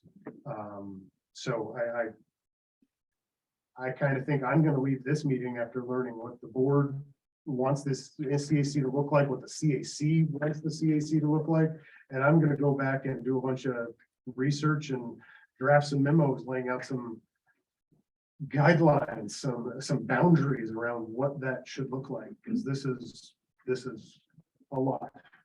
But this is an advisory committee though, correct? Because we vote and set our own budget. Well, that alone is something that I think should be changed and is concerning. I mean, any board appointed, most other boards are advisory boards, or the town has specific committees like the planning commission and the board of adjustments. The planning commission and the board of adjustments have powers that they actually derive from state statute. That the town creates them, but they have outside powers. Pretty much all of the other boards of the town would usually serve as more of an advisory board. The board of trustees is really the acting body, and they approve contracts and other things. So it should be an advisory board, really. I think it acting on its own, it acting with its own Governments? It's acting on behalf of the town. I mean, it is a group of volunteers that, per the statute and per the conversation, is executing contracts, soliciting bids, managing its own budget, spending money. I'm concerned. I'm not saying these things are impossible, but this has opened my eyes to what this CAC is doing. I have it on my computer, and I'll need a piece of paper because my computer is about to die. So I'm not ready to answer that question. I would love to listen, and if I hear things that I have input on, I will add. Definitely concerns. If I'm going through this, just, I was hoping for that, but of course I feel on the spot, so I'm sorry for that. The things that, for the CAC board that I'm seeing on here, that I believe in wholeheartedly, and I would love to get your feedback on how this works right now, is the bullet points that says create vision for town events and programs. And then ensure success of events by recruiting volunteers. Those are my two favorites, to be honest. So I'd love to hear about what your process is and how that works right now for creating vision for town events, and how do you essentially recruit volunteers? So, Rebecca, the vision for town events and programs is basically the whole plan out from point A to point finalized. On what to do first and what to do next, and then, and the day out Okay, and stuff. That's the more coordination of the. operational. Correct me if I'm wrong, Rebecca. Questions about volunteers, right? No. Well, first no, it's the vision so it's and- the vision. So how do we create our plan? So, and I think the best thing to say is off of public comment and resident feedback is pretty much where we go. These events were already created. I think that we go according to, like you said, so if you look over here, incident command for events, all of the third-party contacts, the town's already doing that, traffic control, stuff like that. Okay. I think the vision part of it, Nat, is what she was describing. You're thinking operational. She wants to know what the vision is for the CAC. How do you accomplish that? Is that what you're asking? huh? So, just in other words, I'll just say it a different way. What do you see the 4th of July looking like in 5 years? For Wellington. Because that's the vision, right? Like, where is it going? What will the field be? How will you, like, who will be there? What will it look like? Those kind of things, like what's actual vision? Like, how do you see it in 5 years from now? And I'm just curious, because you guys have the most insight than anybody, the most experience. So I'm curious what your vision is for the 4th of July in particular. When can any of them answer? Is that okay? Yeah, I'm talking to the. Yeah, the yeah, board. yeah. All of you guys, Yeah, yeah, Okay. absolutely, anybody, please. Mario's all the way. Okay. I'll go first and then, you two can say something. I would say it's gonna get bigger. It's gonna get bigger because back when I first volunteered, it was in Centennial Park. And I saw how it went from this to where we couldn't have it in there because it was too crowded and too cramped. And then that's why we moved it. But I'm thinking that we may end up it may end up in a different location just because of how big it's getting every single year. And, we will, I mean, I could see incorporating every single entity and board and nonprofit in the town. I can see that's how I can see it getting bigger, because I know that the town growth is getting bigger. And I know you guys are tackling the infrastructure on that. And all I can say, it's gonna get bigger. New ideas are gonna come in, new ideas are gonna get drafted and played out. And whether or not they work, or not, and that's what we did this year, was we threw in some things that were different. And of course, it scared everybody, or a lot of people, I should say. And now we're going back and saying, okay, what can we try out for next year? What can we change and what can we do different? Awesome. So I'm hearing you're seeing it as an innovative, inclusive, grander and bigger. Yes. So those are awesome. Is that what you're looking for? Yeah, from you that? definitely answered my question. I Okay. appreciate it. Now, did you want the Yeah. other one and then all of us to just? Yeah, let's answer talk about the both? vision, just the vision. for now. Just Yeah, the we'll- vision, okay. Can I? Yeah. So I know like we as a board just, came up with our, vision statement or whatever you like to call it. Does the CAC, do you guys get together and come collectively and say, hey, this is what, like, we'd like to do during our term with the CAC, or this is the direction we'd like to go? Do you guys have something similar? Well, right now, we're working, going through to finalize the roles and responsibilities the way they should be, Okay, the way they want, and, seeing if we can change around the bylaws since they haven't, like we said, back in the 80s, when it was first, and below it's past the 21st century, so. Our board has gone over roles and responsibilities many times. We've switched things around, we've discussed it. And we're just trying to finalize it. Okay. And then now we're going to the bylaws and seeing what we can do there. Okay. And then we'll come up with our, what we call a mission, vision statement. yeah, so you're in the process of that. Yes, we are. We're just Okay. doing one. And kind of getting up to speed, is this something you guys have done in the past? No one's ever It was set it up. for us. discussed last year, it was discussed as a major outage that we had never sat down with the CAC and really kind of done what we did as a board and say, where's our vision? I mean, there is a little bit of, okay, here are the events that we're gonna do, but typically it's, you get up, you get her started and they're working on events right away. So there never was that visioning, and a lot of it that we've seen is just lack of clarity on what exactly those roles and responsibilities were. Like, I know Dan freaks out about the signing contracts. Well, they actually in reality haven't been signing contracts. And we No. realized that last year. We said, no CAC signing contracts, but there's been a very big lack of clarity of like, what exactly is that role from the board of trustees to the CAC? And then also saying to the CAC, okay, you guys sit down and figure out, what do you want that to look like? So it was identified last year. They're just now working through the starts of that process, but we hadn't done it in the past. I was just waiting for a full board and we almost had a full board. But, Yeah. so, and in here, there is one written that is in the actual bylaws ordinances. And it is simply stated, development and coordination of community activities which make the town a quality place to live and generate civic pride. These activities may include, but are not limited to. That's it. There's Okay. no vision, no Okay. mission.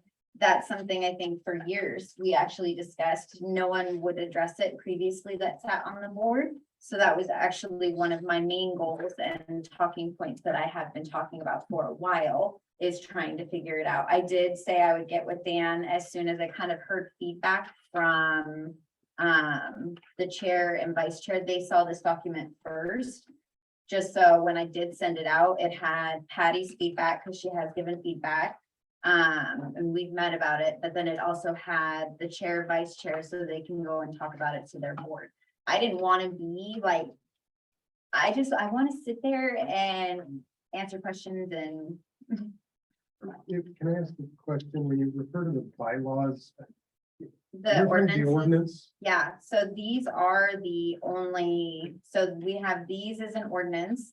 but the ordinance are the same as the bylaws. So Similar, there's a separate bylaws that Brad sent out a long time ago. years ago, And I think I've seen the ones that you've seen Yeah. on those that was bylaws. handwritten. No, No, there's, it's a document. but I don't know that it was ever actually adopted. to be I don't- Quite honest. Nobody and- knew. But okay, so this is the ordinance, Yeah. not the bylaws. That is the And ordinance, not the ordinance bylaws. calls for actually the creation of bylaws, which should be separate from this. So, They should so be, just yes. so we're clear when you're Yeah. referring to ordinance. Okay. But there is no actual bylaw. There is Technically. bylaws. Technically, there are no solid adopted bylaws by the They CAC. are, Well, they're put on online. We They're have on our bylaws town. that we think were Ordinance. adopted, but we don't actually We know. don't know. Right, Okay, Those are not included in the packet, correct? Correct. they are not. All right, so I would love to hear, Blair, what your vision is for 4th of July in 5 years. Do you want me to go last since I wasn't part of this, Dr. Blair, or do you just want me to go next? You're a member of the community, Go you for it. have a vision, wherever you promise it matters. I think that it's really important to not let this event get too big and not let this event outgrow our town, because I think that it could easily outgrow our town. I think that it's really important to keep the focus of not only this event, but all of our events, because let's be honest, the turnout for the Christmas parade is also large. Not as large as 4th of July, but also large. There are other events in there that could get bigger if we wanted them to, but I think that it's really important to keep all of the focus of these events on being Wellington specific. That doesn't mean that people from out of town aren't invited or vendors from out of town are turned away. But figuring out a way to best serve our community, and the feedback year after year has been not being on an outlying park, being in the center of town, being in the hub of our town. And that doesn't necessarily mean it can only be in Centennial Park, but being somewhere that's inclusive of the majority of the participants of our town, which one of my biggest complaints, I feel bad wearing my shirt because I'm not here representing this, but I came from work, but one of my biggest complaints as an employee of a business in this town, and literally a lifetime member of this community, is that all of our growth is to the south, which is no one's fault. That's just where the land is. And we are a veteran community. And those people come in and out on the frontage road, and they work in Fort Collins, and they shop and eat and bank and buy their gas and spend all of their money in Fort Collins. And the majority of the people who are committed to our community are in this more central location. So I think it's important to cater to the people who regularly support our town and who are regularly involved in our town, and growing it to the exact right spot. Not stifling it and keeping it small, but not making it too big. Right. Your statement really actually aligns with what's written here, talking about civic pride and those kind of things. So I'm hearing a lot of that. So, Absolutely. yeah, thank you. Mario. Do you know this was gonna be? I didn't really, I don't know. I'm not trying to. You're the one here for all of you. Yeah. No, I see it, It's easier. being a great event in 5 years. I would like to second, to see how we can minimize growth. I see, based on what the town lawyer comes up with, the Community Actions Committee, working within the parameters that are given to us in creating successful events, especially the 4th of July, and all the events. I think, how we create vision is we have events, holidays, and we put forth ideas as a committee and take ideas from community feedback and try and implement them. I understand that there's a lot of legalities, and I think once we work through those, we can return our focus to the community and providing safe, fun events for this town, as the CAC has, from my understanding, for years now. Again, this is my first year on here. We didn't have a full board for the majority of this. Now that I look back at it, me and Nat and Sherelle pretty much did a lot of, we put a lot of hours in too on the 4th of July. And I thought it was great. I kind of one thing I liked about high school is I got along with everybody, and I get along with everybody here too, and I see the stuff that's on social media, and I just stay out of it because I like people on both sides. I have nothing against anybody. I'm on the CAC to serve as a community member. Yeah. And I want to be involved and volunteer every chance I get. I have children that live here, and that's why I decided to serve. And hopefully I'll be on the CAC in 5 years. Thank you. So, and then I guess the other part was recruiting volunteers, but And then, so recruiting volunteers, I reached out to, I attend River of Life. I reached out to them. They've offered volunteers for us. We did try to put together town staff put together some type of invite where you can sign up to volunteer, and who they sent that to, I'm not sure. But I know Cheryl said we had 15 volunteers, but I think I only seen 5. That were there the whole time. And then again, I was on vendors, so I didn't have an opportunity to work too much on volunteers. So maybe somebody on the CAC could be in charge of volunteers. any other feedback on recruiting volunteers? It was discussed on the board of reaching out to the churches and stuff, first because of last year.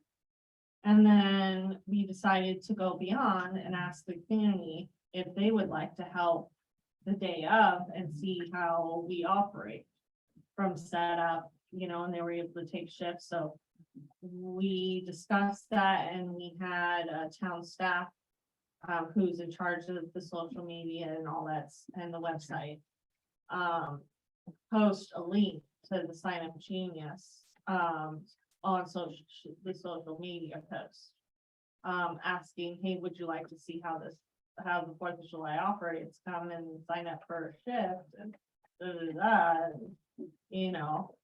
and help these community volunteer board members. Yeah. And stuff like that. So it was put out there, and it was put out there weeks in advance. Cool. So your personal connections plus general. Yeah, solicitation through yeah. socials. I think that's. First, we did the personal connection, Mhm. and then some of them responded, some of them didn't. And then we decided to do something different and reach out to the residents themselves and see what kind of outcome we got from that. I think that we are very clearly on the precipice of the way that things were done historically, Yeah. when this board kind of ran unchecked. And moving forward to a way that it runs legally, logistically, safely by following all of the rules, but it's not just that part. I think every part of this board is on this precipice of change, how events are planned, how volunteers are recruited. And I think that the biggest thing is just building and rebuilding relationships, new ones that haven't existed yet. Old ones that have been damaged, and figuring out a way to repair them, because when you look at things like town cleanup, I don't know who runs that. And sometimes they only have 2 volunteers, but I see it posted, and sometimes they have 10. And that's something that's completely independent from this town. And those people obviously care about this town and do it on their own. Yeah. And have a way to gain volunteers in our churches. And we have so many nonprofit and different organizations in this town. It's flabbergasting to me that we have a shortage of volunteers in general, when you can constantly see people who have this civic pride and care about this town. But figuring out not so much how things have functioned in the past, because obviously that was broken and it's not working, which is why we're having these kinds of meetings that have never happened before, and there's new engagement. But fixing old, what's the word I'm looking for? Relationships, fixing old relationships and building new ones, and continuing this surge of involvement that's currently happening, not just for this board, but other boards, but for this board, and figuring out how to keep people engaged moving forward with some sort of, they have to get a reward out of it. And obviously, like, their volunteers are not getting paid, but there has to be some kind of reward, whether that's just they feel appreciated at the end of the day rather than not appreciated. Right. Or whatever it is, and figuring out how to grow that and snowball it moving forward. Would be my answer to that question. You do get a t-shirt. I love teachers. Hi. So, to go off of what Blair was saying, for the rewards we've done in the past, which we couldn't do this year. We usually had a business do, business cook, burgers, and they provided chips and drinks. Absolutely for free, not to veterans, just veterans, for service members and first responders. But also for the volunteers. So the volunteers were noticed when they had the lanyards, they had the shirts on, and they would come and say, hey, I'm a volunteer, I'm here to get, you know, my free hamburger, and then they were able to get the free meal. Yeah. This year, I can't really answer that, but, this is something I encourage every year. Is to at least get the volunteers something to eat without them having to pay for it. Because some volunteers, like us board members, work all day from 5 a.m. until 5 p.m. Yeah. And stuff, so it's good to get somebody who appreciates us and is willing to give us something like that. And we usually do send out a social media thanking all volunteers too. Yeah, and we also do a volunteer appreciation night from the town perspective too. Yeah, So, I remember that last year. I still got my mug. I know, I love it. So, okay, Yeah, that'd be worth discussing within the CAC for Yeah. sure, moving forward without a doubt. Yeah. Solid. John, John, trustee Gator. Yeah, so I did have, wait, is Kenny done? yes. Okay, okay, I I do want him to jump. So, so I wanted to kind of ask a question of really, from you guys' perspective, is what do you see the role of the CAC? And I'll build some framework around that because I want to, one of the things that I like about the CAC is that it was very different, right? Having, instead of paid professionals and people coming in and planning events, you had community members planning events. Now, assuming in an ideal world that we could do everything that makes Dan happy, I think that's awesome to have members of the community doing that. But this is where it comes into, is that something that you as members of the CAC want that role? Because there is a lot of work. I mean, we're planning an event for 10 to 15,000 people. There is a lot that goes into that. So it is absolutely pointless for us as a board of trustees to say, well, the CAC should be the ones planning the event because John thinks it's a good idea. If the very members of the CAC are saying, hey, we'd love to give some vision ideas, we'd love to help at the events, but we don't want to be planning at all. And so I guess that's really what I'm looking from you guys is, do you really want to be in that role of doing a lot of the planning? Or do you want to just be, hey, we'd like to be involved in the process, but we don't want to be doing everything. We'd rather you guys find it in the budget to pay someone to do that. Does that, so I want to frame the question that way, because I think a lot of what we are looking at is, and that's what I've always said, I have my opinion of what I think is good for the CAC, but I'm not the one that matters. It's you who are on the board, because you're the ones that are doing the work, you're getting out there and doing that. So I would like to hear from you guys. What do you see? Would you like to see it more? Do you like that idea of, hey, we're doing as much as we possibly can? Or do you want to say, we'd like to be involved, but we really would rather you guys hire someone to come in and do a lot of this, and then we help guide that? I think we should start with Mario first. Personally, I like the tasks that are given to us. I think that's why a person joins a committee such as this. And one of the neat things about the committees is there's a bunch of different experiences or expertise on the board. So kind of everybody fits in where they feel comfortable, or sometimes people step up where they're not comfortable to do things that that are needed to be done. You know, I have a background in vendors and events and concerts and stuff like that. So that's why I joined. And we did pretty good with the vendors for being my first year. Doing that in that position. And I think it was fun. I'd like to do it again. It's the first time I've ever done it on a board. I've done it for a company, but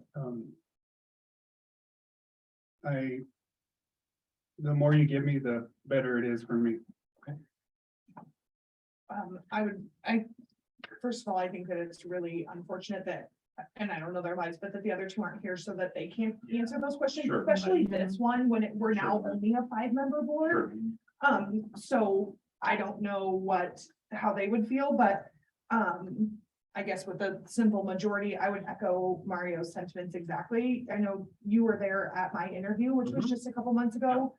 I also have a college degree and a background in event planning and event management, and it is, aside from waiting tables, which is so much fun and I love it every day of my life, it's my true passion. And so I wouldn't have, if that interview happened a year later and they were like, hey, there's no event planning, you're just like talking about like what would be cool, I'd have been like, this isn't really the right place for me. Like, I signed up for it for that exact reason, because I love this town and the events that it produces.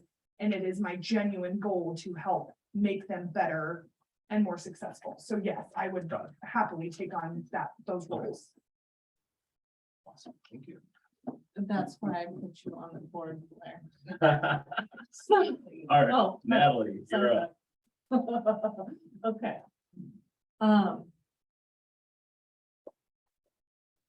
Oh, what was the question? So it's 9 o'clock. No, I know it's Okay. 9 o'clock, so really is the responsibilities, do you want to have more of those roles?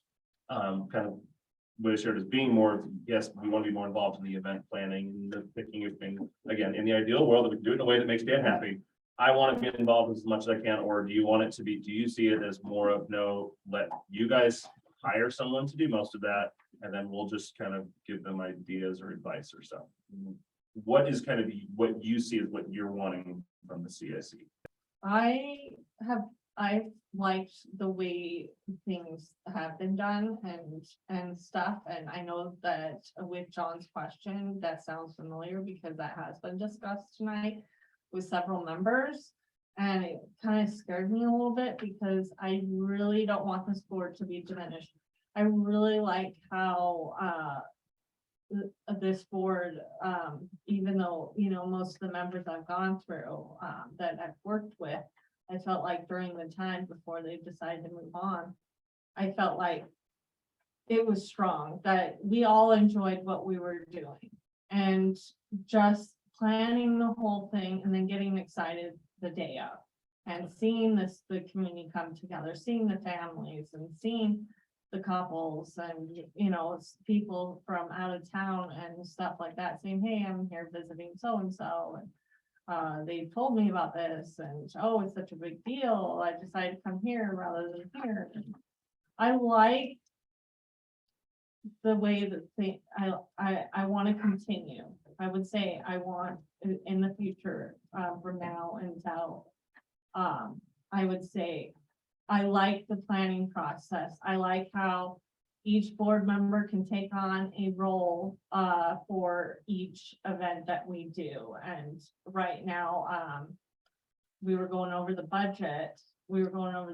Past few meetings, and we even had a special meeting, and new ideas and new events were coming up. And that's something as the chair that I would like to look at for possibly next year and the future years, because we've had plenty of residents reach out and from surveys and etc. And say, hey, I kind of want to see this. Could you guys possibly look into this? And I'm like, oh, this would be great to have a new event. I mean, to see the outcome and the, you know, emotion from it and stuff like that. So I feel like I enjoy the planning process, and if we did hire somebody, then it would kind of take away from what we're passionate about. And I want to keep this passion alive. I want to keep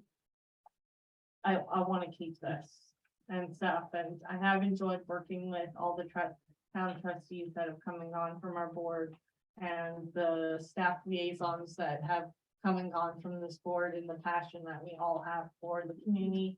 That's the one mutual thing we have. So yes, John, to answer your question, I want to, Great. They want to work. yes, That's important, because I mean, as we're having those discussions, we need to know, because again, if you guys are saying, please hire someone, then we shouldn't be, but if you guys are saying no, then I think it bears us trying to figure out where is that balance, because absolutely there does have to be that, right? We can't have people out renting golf carts on their own Right, there are things that we can't do and that we just have to identify what those are and what does that balance point look like, right? How can we make sure that we're in a spot where Dan's not coming home every night thinking, what did they do again? And that the rest of the board of trustees can really say that we feel like we're in a good spot with how things are going. So I appreciate you guys sharing that. That's helpful for me because again, I don't want to be pushing, here's what I think the CAC should be. You're the ones who we put on it. It's you guys' job to decide, you know, what do you want to see from the board? And then it's our job to figure out, okay, can we make it work? And we make work what we can. Yeah, and I mean, touch base on like the dimension of the CAC or whatnot. I think more or less we're looking at a direction which to go to maintain events and the CAC. Not getting rid of it, but figuring out some way to make it all work together cohesively and work within the realms of which is legal and what makes sense for liability purposes. So don't let that fear of all of a sudden this is gone, bother you, because I don't think that's a plan of anybody here. We're looking at a way to restructure, something to make it work for the long run for events and that nature. Trustee Teets. So this is a lot of what I do plan on coming back and getting all of their feedback on, so I would like you guys to ask the questions that you're wanting, because this is good notes for me to have when we come back to the talking points of setting all of the mission and vision and stuff like that up. So I don't want to take your guys' I didn't time. want to, I didn't want to. Nope, you're fine. Thank you for thinking of me. Okay, so I'm gonna ask you guys something. I think that's kind of important here. I think one of the biggest things for the CAC obviously is bringing and attracting volunteers. Knowing that there's at least two organizations, right? The Legion and the Kiwanis. I don't know. I know, Mara, you mentioned earlier that you had, Trustee Teets mentioned earlier there were about 15 volunteers. I think, Mario, you said maybe there were 5 volunteers or so that stuck around for the whole day. I don't know how many were at the Legion. I neglected to ask them that earlier, but I'm sure they had at least probably 10 volunteers, and I'm sure the Kiwanis probably could have brought 10 volunteers too. I think the big elephant in the room here for me is knowing that those organizations are not going to continue working with the CAC going forward due to the trustee liaison. Is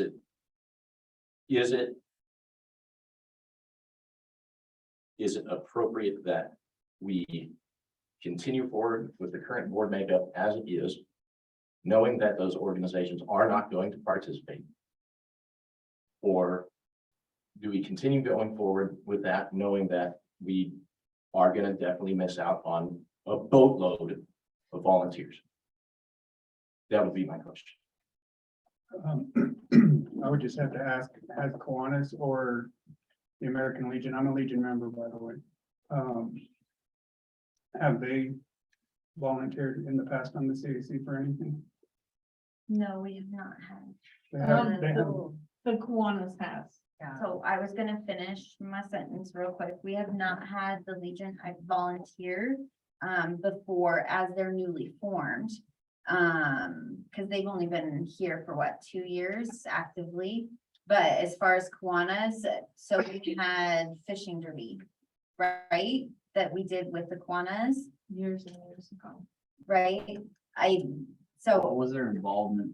What was their involvement prior to this board? We didn't have a lot of their involvement.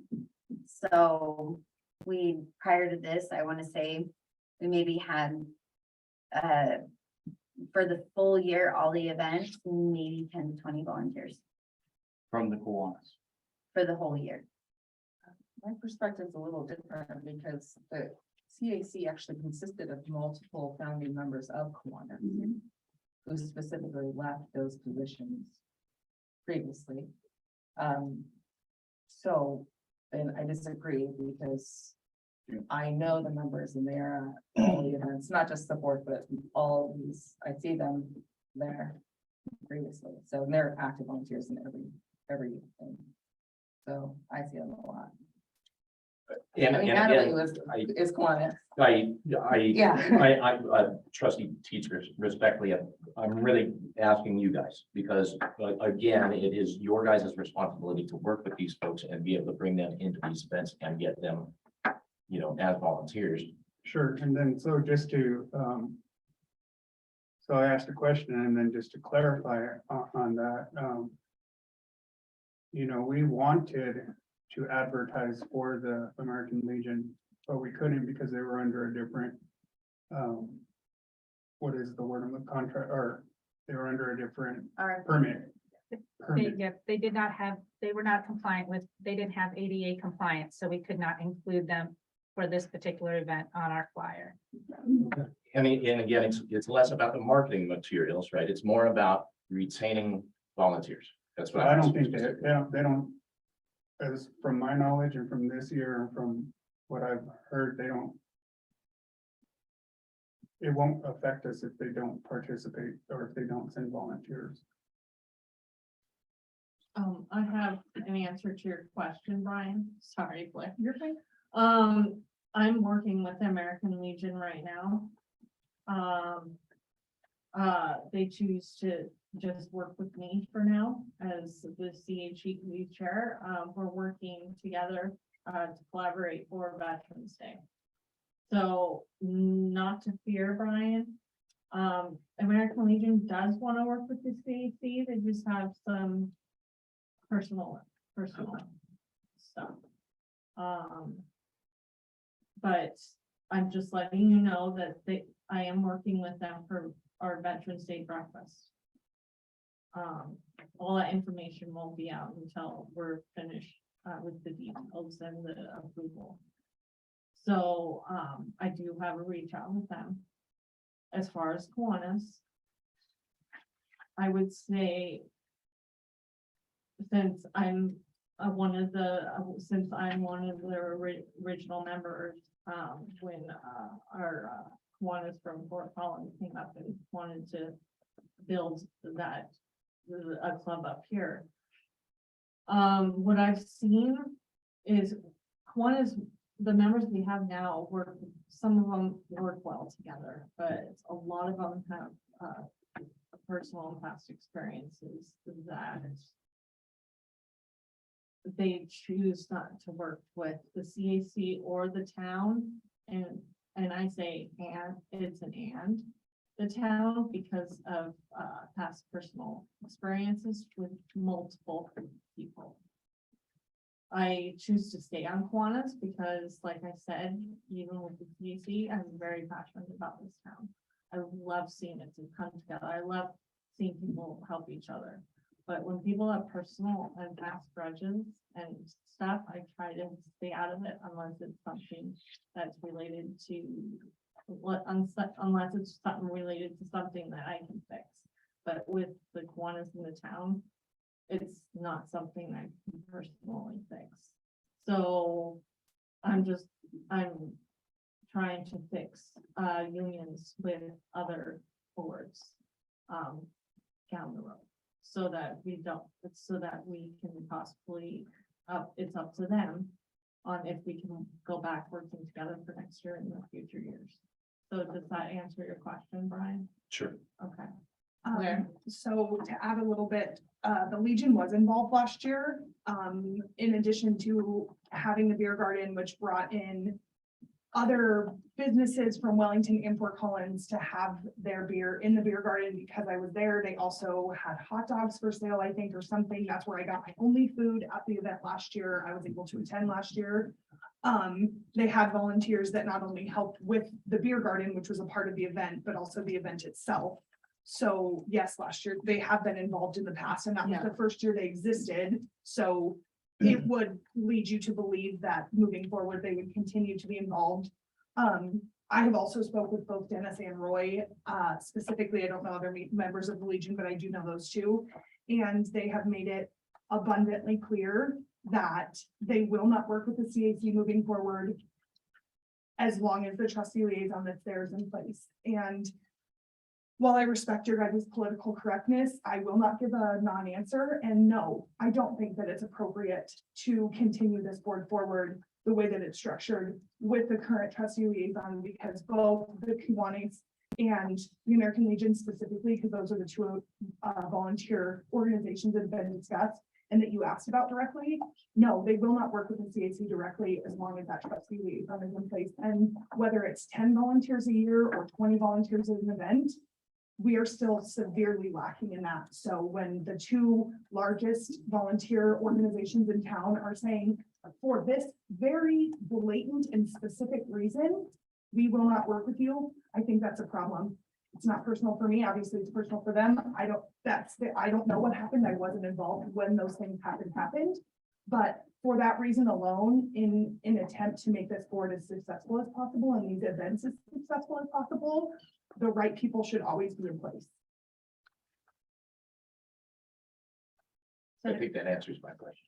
So to kind of clarify and ask a question of my own, because this is super important. So I just shook Roy's hand when he was standing over here and he straight looked at me and he says, I have absolutely no issue with you. I said, I have no problem with you either. And that was it. So it's not a conflict that cannot be resolved, plain and simple. But that's not our biggest in our history. Our record for volunteers has not come from Kiwanis or Legion. It has come from our churches. So our biggest volunteer base is actually our churches. And I have a fantastic relationship with almost every single one of them. So I've been in this town for an extremely long time and have been able to form those relationships. And we should really, and this is something I talked to you about, is rebuilding a relationship with the churches in town.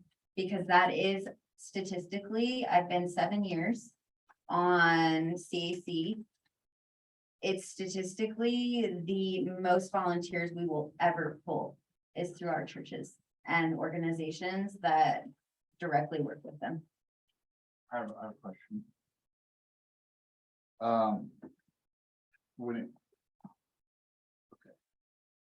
So when it comes to them stating the current board liaison, is it because that liaison has voting power?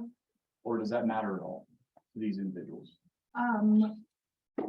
From my understanding, I think that might be part of it, but I think that more it's day of event, personal interactions that have happened between the liaison and those organizations, either individuals in those organizations or the organizations as a whole. And I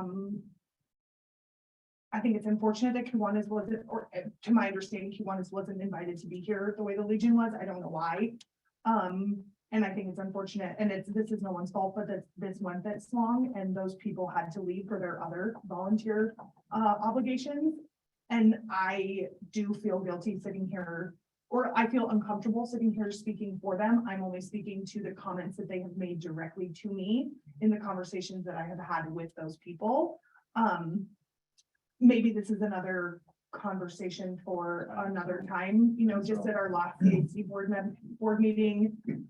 Dennis really had the opportunity to talk. I literally had to be like, everybody needs to stop because Dennis sat there for the entire 2 hours and the liaison had left, members of our board had left. We were at a time crunch. He had all of 30 seconds to speak. And to your comment, that's not the sentiment that Roy gave when he spoke on behalf of the Legion at the last CAC meeting. So he may not have a problem with you on a personal level outside of this, but that's not the sentiment that him or the Legion or the stance they have taken. And Dennis echoed as much at the end, on behalf of the Legion at the end of the last CAC meeting. So apparently this topic needs to come back up when they can be here to speak for themselves, because I shouldn't be representing them. But I think, But before we move on, Trustee Kenny's had her hand up for a while, trying to speak. sorry. And then No, I'll answer your but question. before we move on, but I want Trustee Kenny, absolutely, I do want to quickly remind us that Administrator Garcia pointed out to us earlier that the staff liaisons have not had a good time at this either. So I just want to make sure that we have that in the record. Can I? No. I think. Trustee Kenny, please. I do want to talk about the liaison. So, in general, across the board, we've made consistent decision that staff trustee liaisons are non-voting members of anything. So I think that consistency needs to come across. I mean, and you have the opportunity to abstain up to this point for sure too. And I But, haven't. and then, so I think that's something that maybe we could just draw the line there. That's not even a question at this point. Every board, commission, anything that has a trustee liaison that's a non-voting member. I think it'd be really safe to just say, that's good for this too. Regarding the staff liaison, so in this case, the staff liaison essentially is, from my understanding of the role and what to me makes sense, is they are the person who, of course, is responsible for coordinating all staff with all commission, right? So they have a lot more insight, legal perspective, all these kind of things. So what I see, and from my experience, again, this is with Planning Rama with a staff executive director, is essentially there would be a bunch of opportunity for us to consider options and to pursue those volunteer recruitment, those kind of things. But essentially, within the decisions, there's only so many options that are viable, effective for budget, safe. So what would likely happen? And what's crazy is I did this with the same person we're talking about, with Callie in particular. Callie Cooper was the person I did this event planning with. So essentially wouldn't it be cool if we could do a new event? You know, it's a great opportunity. We would love to do a new event. We'd like to do a new event. Wouldn't that be awesome? Right? Staff liaison saying, within the budget, within this, it could be possible. Here's option A, B, or C. And if you guys were to pursue one of those options, go for the vision, go for the theme, go for the volunteer recruitment, you know, whatever other tasks that are appropriate that aren't a risk to the town, have at it, make it happen. But those other things, you know, they really need to be determined by the staff of what's viable and possible. Because we, you know, those are the boundaries I think that we need to understand. And I think this is really where we're stuck, is the boundaries of, you know, committed volunteers who want to do work.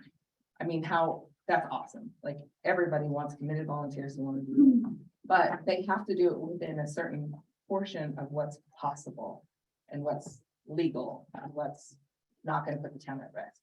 But within those parameters, I say go wild, but we need to make sure we understand who determines those parameters. What money is associated with those parameters. That's our board. That's what we need to do.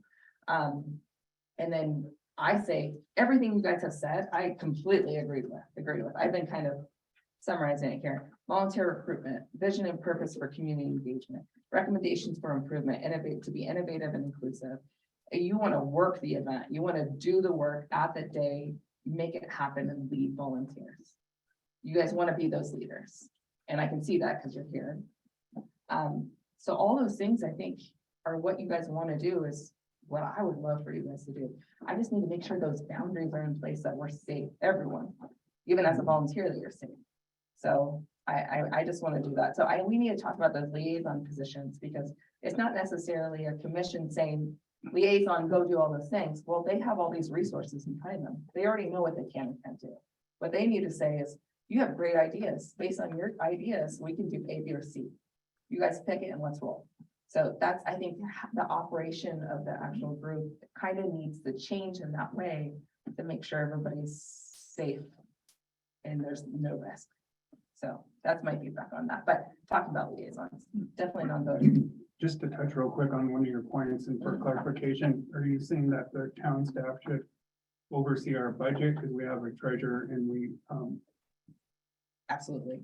And I think this board is the one who has to determine the budget for each of those things. I mean, that's actually one of our actual jobs. Some of the things, managing and allocating budget.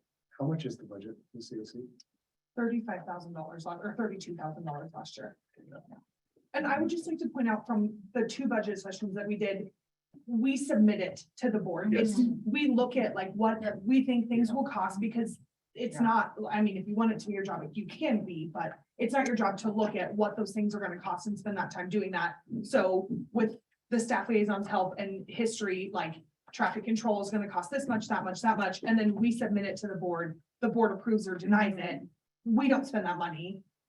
It's just, they have said this is much money is for these town events, and then the staff is spending that money. It's a Maybe kind of an use your allocation. concerns. Think of it as like how it's worked in the past is instead of Bob coming up and giving us the public works budget, the chair of the CAC would come and say, hey, here's our CAC budget. We've budgeted 15,000 for 4th of July, 8,000 for Easter, this for that. And they have it broken out. Literally, this is for art supplies, this is for face painting, and that's all listed out there. And then even though that's not what's in the bylaws / ordinances, they are not allowed to spend that money. All of the expenditures have to come through. They have worked with staff and said, hey, here's what we want to do, and staff will bring them back and say, here's who we found for porta potties. And they'll say, yes, this is good. And then staff will then go and order the porta potties, and then they'll bring it back to the CAC and they'll make sure it's recorded in the treasury. So even though the ordinances and stuff are very like, whatever, they can spend the money, in reality, it's in essence the same as Bob presenting us with a public works budget saying, here's all your things that we're doing with this money. The CAC does the same thing. So. Things are purchased through P cards. Town. I have a couple quick questions. I know we're putting a lot of importance on the American Legion and the Kiwanis, and we should, okay? But we do need to put a ton of importance on the churches. They are a huge volunteer source for it. Do we have anything in the works trying to reach out to them? And what are we doing on that part? So I would Are just, we trying? Okay, go ahead. so I would just say for this year, that was appointed, or that task was taken on by town staff. So Kelly did a great job on everything and I love her, but the reason why we didn't have a good volunteer turnout this year is because the person that was in charge of getting volunteers didn't get the volunteers. So if that position is put to a CAC member, Could we not talk about staff, please? I'm not talking about. You did, you staff. just talked about Callie and she did I her said, job. whoever- she did a great job, and so everybody was appointed Mhm. a position and everybody came through, and where people fell short, they fell short. It's not an attack on anybody. Okay. It's the facts. The facts are we had very little volunteers and we had no involvement or opportunity to reach out to volunteers because we were busy doing what we were tasked to do. So I think a CAC member could lead volunteers and then we go from there. Churches, nonprofits, businesses, everybody. Volunteering is for everybody. Mhm. So, and Dave, that's actually in here as a question, is if the board wanted to add another position, which is volunteer coordinator. Okay. So I did include it in all of these talking notes, is if the board wanted to actually include a volunteer coordinator as a position within their board. My last question is, Wait, can I answer? okay, yes, absolutely. Again, not having been involved in last year or the planning, I don't know what did or did not happen. I don't think that anybody didn't do their job. I think that it was a No, sign I'm up. not and people saying didn't anybody sign up. did it. No, Yeah. but, if if those relationships weren't damaged for some reason, if we've had the churches involved in the past and that's what created the highest voter turnout, then there has to be a reason that they weren't there, which comes back to we have damaged relationships that need to be fixed. And the only way to fix relationships is with people, like sign up geniuses or brainstorming, like it's literally a personal connection. So yes, it is important to get the churches involved. I agree. The reason that those two organizations are being discussed is because they are ones that have been vocal about being involved or not. But I also don't think it's fair to say that the churches weren't involved because the River of Life did do their pancake, or not the River of Life, sorry, wrong church. Josh and Jennifer at the filling station did do their pancake breakfast and they were involved. Like the churches are still involved. And it's, again, it goes back to building new and fixing old relationships, which is the reason why what has been happening is clearly not working and there should be a new path moving forward. And I think what you were saying about having a volunteer coordinator is probably extreme, but you guys are working on that, so that's a good thing Yeah. at that point. My last question is, we're looking at using Centennial, not using Centennial. moving it out to the new high school. What are you guys' plan? And we were talking about trying to keep it localized downtown. Not localized down, what's going on? So I think that is a discussion for something later. Okay. Right now, we're really trying to figure out what That's the kind of a CAC future itself is thing. gonna look like, Right. not what the future plan for the Okay. fourth is. I don't yeah. get asked that one, that's cool. Yes, Oh. That's a good subject to bring up. That's the meeting that I was planning before I found out about this one, so that's still in the works. Okay. For location, and we are including those who have questions and concerns and complaints. So that and we're involving those who we follow the rules. Not just the town, the good people that work for the town, you know, staff. But the rules that we follow with, the fire department and, the sheriff's department. So that's something that the CAC is working on, is another huge meeting like this one, to explain, why things have become the way that they are, and why we can't go back to 5-10 years ago. I think we need to really work with Main Street and that to make sure that they're all inclusive on that. So whatever happens, that we have, that everybody want to work together and make this as good as it could be possible and keep it controllable. Right. That's what I'm working on. So. Don? So I think that Larry made a really good point of we need to fix relationships and build new relationships. I think that there's, you know, every relationship is a two-way street. So we can just say, oh, well, these people are mad at us or they're mad at this person, so we're just gonna get rid of that person. That's not fixing the relationship. When we're all acting as adults, we sit down and say, okay, let's sit down and figure out how to fix this together. What did we do wrong? What did you do wrong? Let's figure out how we can apologize for what needs to be apologized for. Let's put the past behind us and set the example for how we move forward. You know, everyone talks about the division. That's a choice. Division is a choice. We can choose to either say, well, I'm not going to work with you unless you do this. That is a choice someone is making to say, I'm not willing to work with you. Or we can say, hey, I have been wrong. There have been things done from my aspect that were not appropriate, that should not have happened, and I'm so upset about that. That doesn't mean we sweep it under the rug. It means we need to address it. But that means it needs to be addressed and rectify what we can. And then we need to say, okay, how do we move forward? If we all truly care about the town like we say we do, we should be willing and able to say, I can be an adult, I can sit down at the table and figure out how we put this behind us. Now, we cannot force that on anyone else. But from my perspective, if we as a town say that we want to be the example, and I've heard this from many on the board, that we need to be the one setting the example for not divisiveness, we should be the first one to say, let's sit down at the table and let's work this out. We should not be the one saying, oh, well, we're just gonna, you know, get rid of people and move people because these people don't like them. That's not fixing the problem. That's just saying, well, we're not even gonna deal with the problem. We're just gonna we're gonna shove it under the rug. And so that would be my request is let's fix the relationships, not just cover it over. Let's figure out where is the problem and how can we fix that. My opinion differs because there have been claims of completely inexcusable behavior from very reliable sources. In this case, we need a blank slate and we need a new trustee liaison because it's a huge area of contention. And I cannot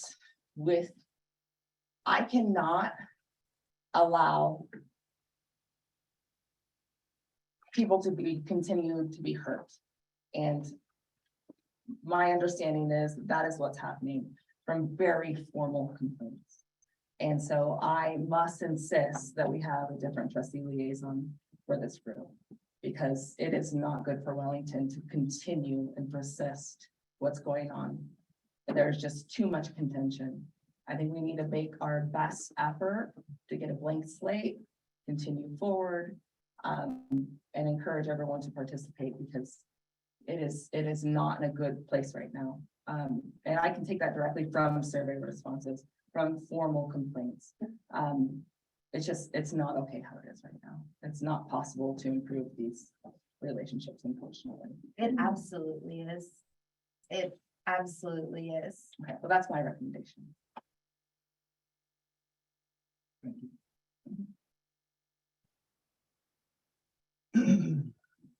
So my question goes out, so if someone were to come after they see this and they move me out of my seat, if someone comes along and says, I no longer want Rebecca Kinney on the Parks Board, then what are we doing? So if someone comes along and says, I no longer want you on the board you're sitting on, remove him. Then what are we doing?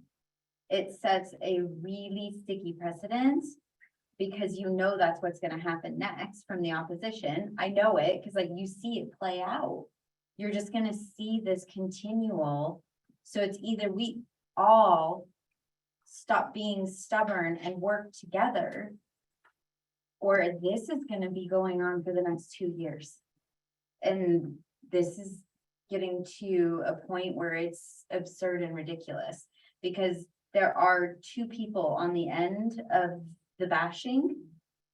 I hear you speak of 1 on the end of all of the bashing. So you're speaking for 1, but you're not talking on the other side of whom also is being affected by this environment. It's great that you're saying that you're sticking up for your friends that own businesses here. That's awesome. But there's 2 sides to that coin. You're only worried about 1 side. I have no reason to carry a grudge. So, and that was kind of one of those things is there's no reason to. So I think that setting a precedent like this, we are going to be getting ourselves into an extremely sticky situation. That's what I'm worried about. Not being on the board, can I respond to that since I'm a part of this meeting, or is that just a board conversation? You're here. Let's hear what you gotta say. Mayor's call, so. Yeah, We're not talking about 1 complaint. We're talking about years worth of survey feedback. We're talking about 5, now 5 after tonight, board members who have quit in the last year. We're talking about 3 staff members who have vocally said that they were miserable in that role. We're not talking about 1 complaint. We're talking about, I don't know which 1 person you're specifically referring to that she's championing for, but I can give you a list of 10 or 12. And like she said, they're formal complaints. They're not just complaints on social media. This room earlier, and unfortunately this meeting has gone on this long, in the part that was talked about first, those people weren't part of, but this room was full earlier of people who echo that sentiment. We're talking about multiple volunteer organizations. We're talking about multiple volunteer organizations. We're talking about people who have made formal complaints, businesses, individuals, citizens. We're not talking about 1 person, 1 business, 1 situation. So maybe it is setting a precedent. I'm not on the board and that's your decision to make, but we're not setting a precedent of if 1 person complains, you change things. We're setting a precedent of if something is broke, you fix it. I'm sorry, I think you. Something is not working correctly, where volunteers are being lost, board members are being lost, staff members are lost. If it's broke, you fix it. You put the best people in the best roles to get the best results for the best town that we all live in. So I'm sorry, I think you misunderstood my statement where I say that there's a group of people that are filing the complaints, and that's 1 side of the coin. But then there's also another person who is being attacked is the other side of the coin. So what you're looking at is it comes down to support and understanding of everybody, not just a single group or entity of people. So who is being attacked? okay, Okay, never mind.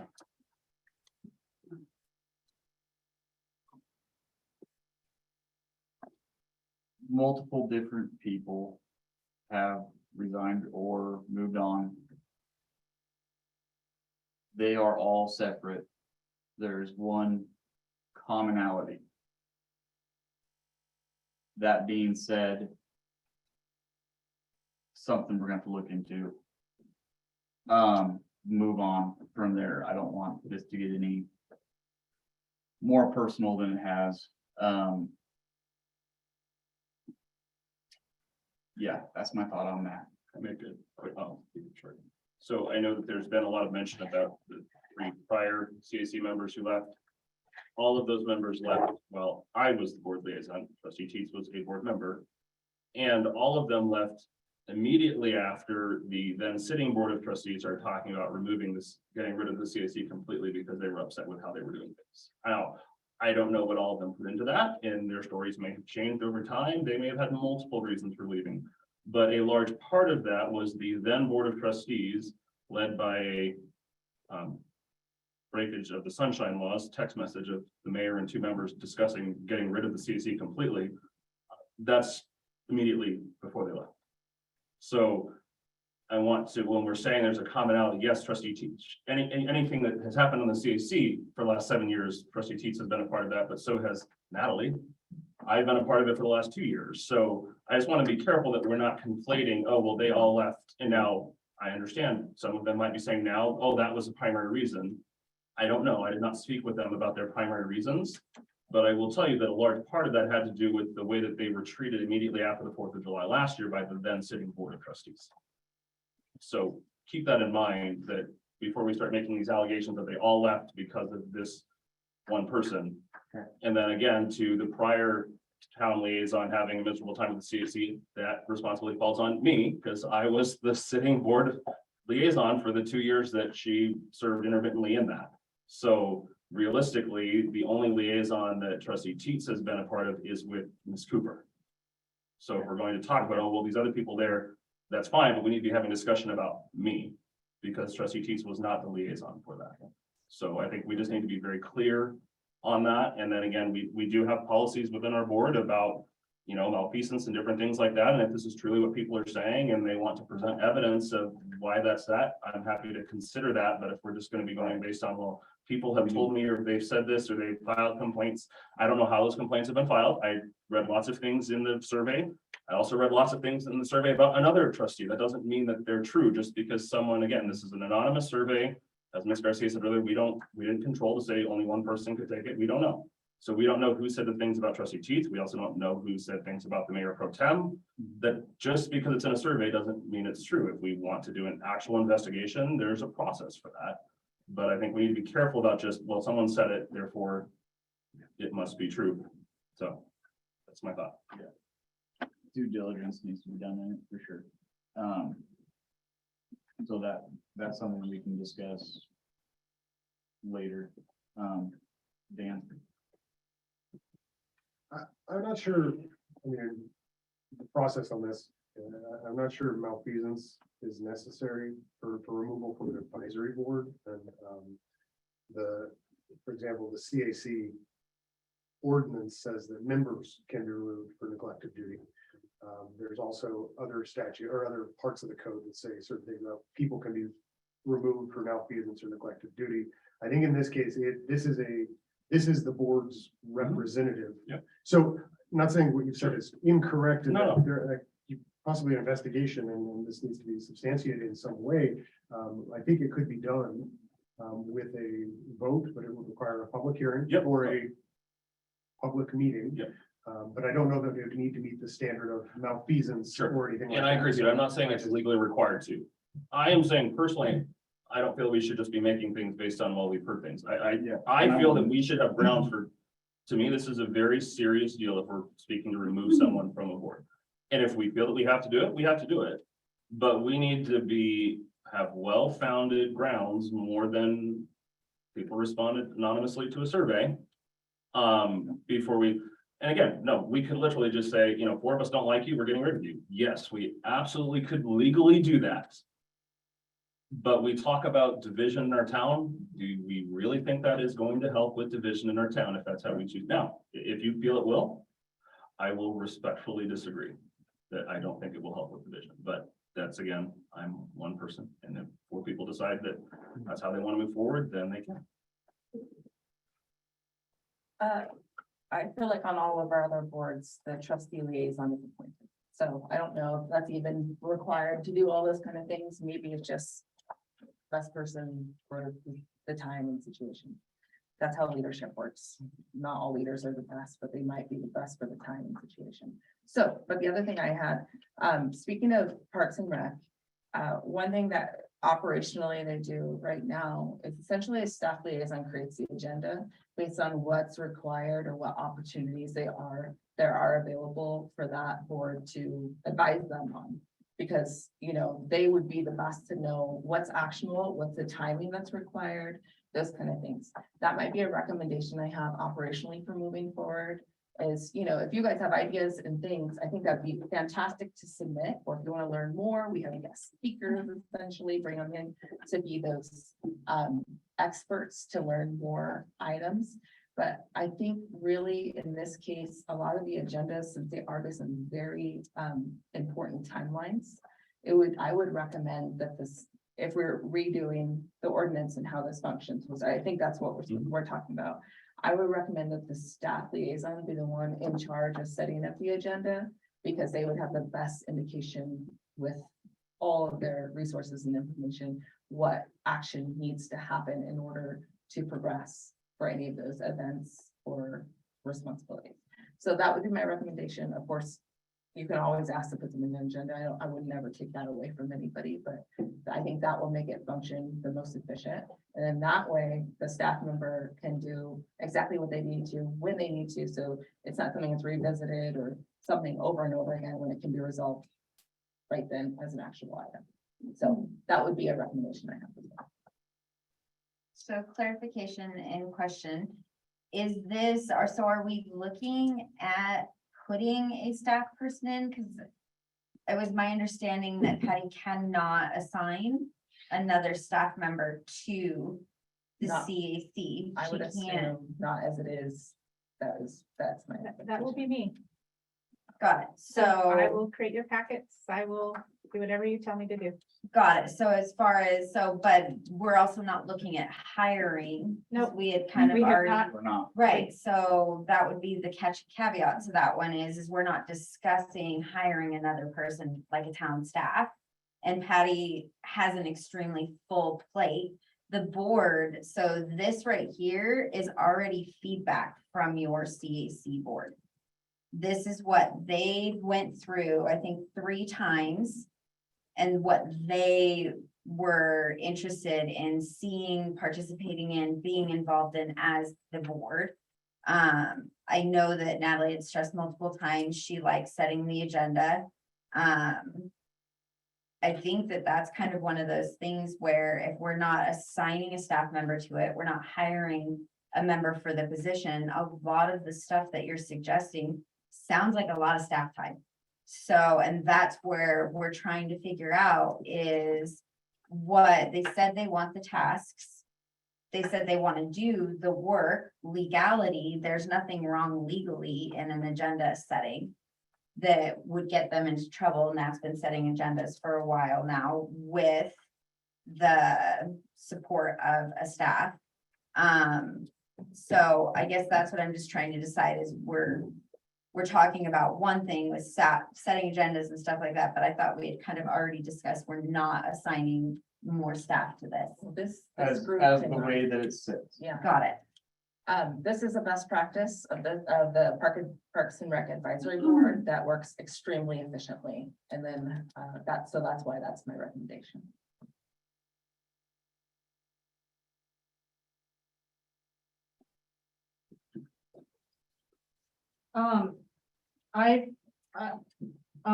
What we've done is, the town staff and the chair have worked together to put the agenda together and what should be in the packet that would be related to the agenda. And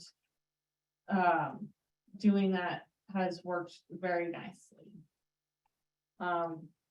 And I would like to continue doing that because next Monday, me and Kelly are meeting together to put the September agenda together. So there's always improvement for more efficiencies and those kind of things, but I'm glad to hear that's worked well for you. It's definitely above and beyond what we do with the Board of Trustees in their packet. I can tell you that much.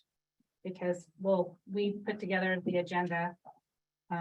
We go over it with Taylor, but I mean, with the mayor, but he doesn't tell me what to put in the packet. He doesn't tell me the attachments. That's my job. That's our job as the resident experts. So we do spend less time on trustee items than we do on CAC items. Which I find kind of interesting. I mean, it's a comment. As you guys are talking, I'm thinking about it. And there's a formal process for us to add something to an agenda as well. Yep. So like if there's something very pressing that we need to drive, or that was a consensus of 2 or 3, I can't remember, then there's a formal process to add something to the agenda. But generally speaking, they're driven by staff and our feedback that we generally provide. Okay.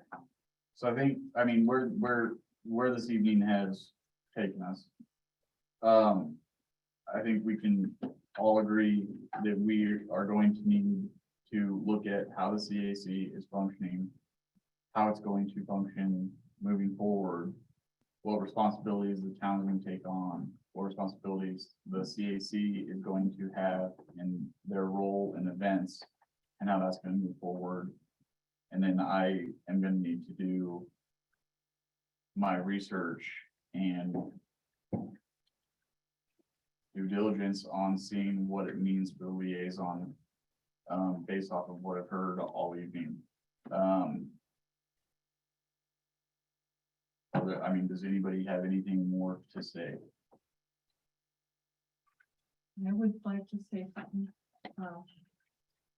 For what I've heard, and as the chair and the person who's been with the CAC for, I've already said since 17. I'm already coming up with a list. Like I already have, like I always carry around a little pad when I come to meetings like this and our CAC meetings, other meetings where I'm invited to. And for tonight, I feel like I need to meet with Dan and maybe Patty later on, and the mayor. And who else needs to reach out concerning the CAC and stuff related to? I feel like you guys can reach out to me via email or text message. Just put in the subject who you are. Because I get a lot of spam emails. And I'm willing to discuss one-on-one and work with people's schedules, and I'm willing to listen and hear complaints and see how we can resolve things. If we're really willing to resolve things, and tonight, it sounds like a lot of you guys want to resolve. We just need to go beyond just talking. We need to actually do the action. For me, I'm more of the action part and the conclusion part, because or else it's just gonna sit there in your backpack. It's just in a metaphorical sense. It's gonna sit there like a rock in your backpack and it's not gonna be released. And so I agree with you, Mayor, that it sounds like the CAC will need to meet again to go over the roles and responsibilities. This has been a crucial subject that's been going back and forth. So I would do a survey to see which to the CAC members, to all the board that we have now, and see when we would be available to when we would be available to come back again and do a special meeting just specifically on the roles and responsibilities.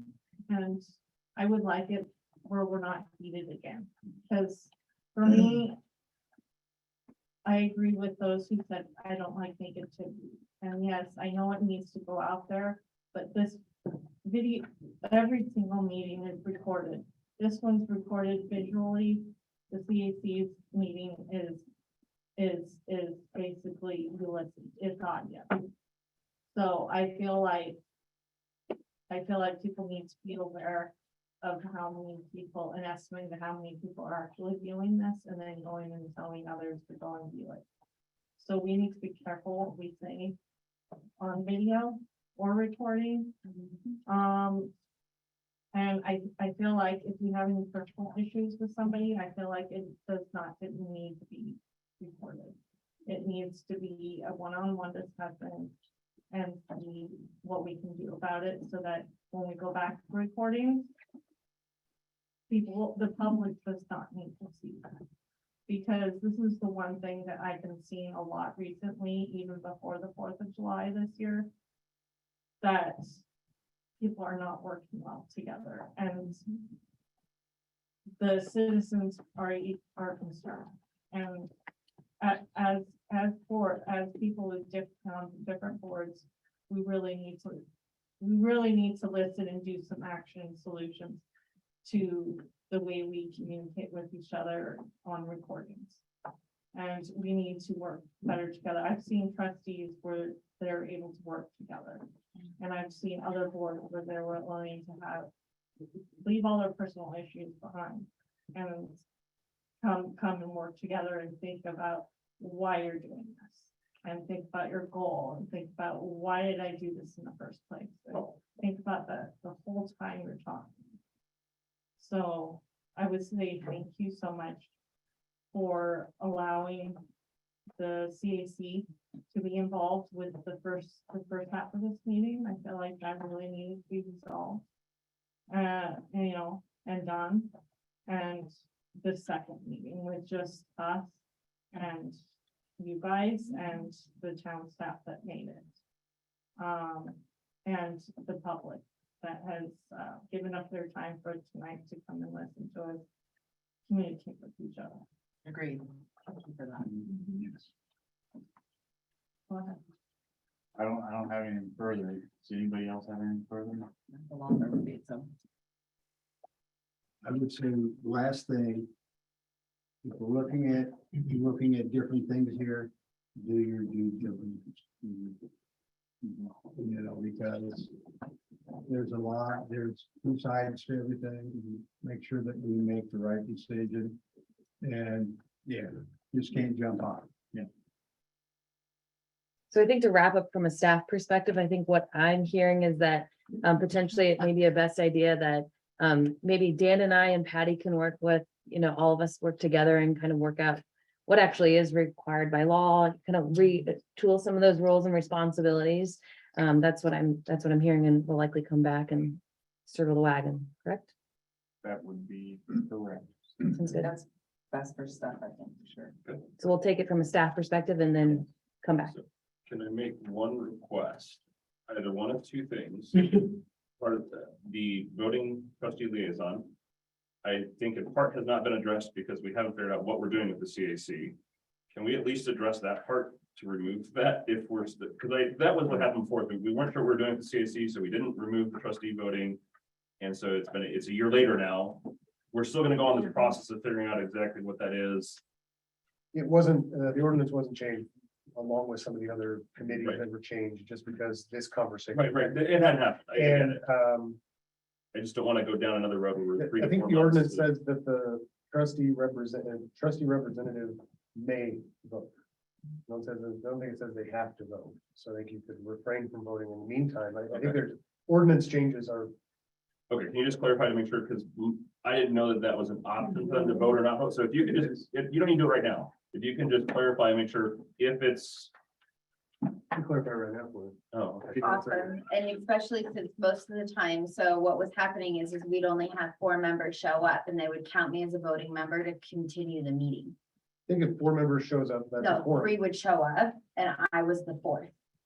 Okay. So I cannot to believe that's, continue the meeting, and then I was I like you stuck to do in that. a situation where I, I think that's like- not something you could do because you're not a member, and so it's the quorum is a majority of members. And so you have to have but I'm classified as a member under the ordinance. you're classified as You're a as a board, voting no, representative. as the board representative, not as a So but It's 10 o'clock, so can you again look into that and get back to us so we don't go into another conversation? I have seen numerous times, but there's sometimes where it's. And, but then, Mayor, and. Yeah, and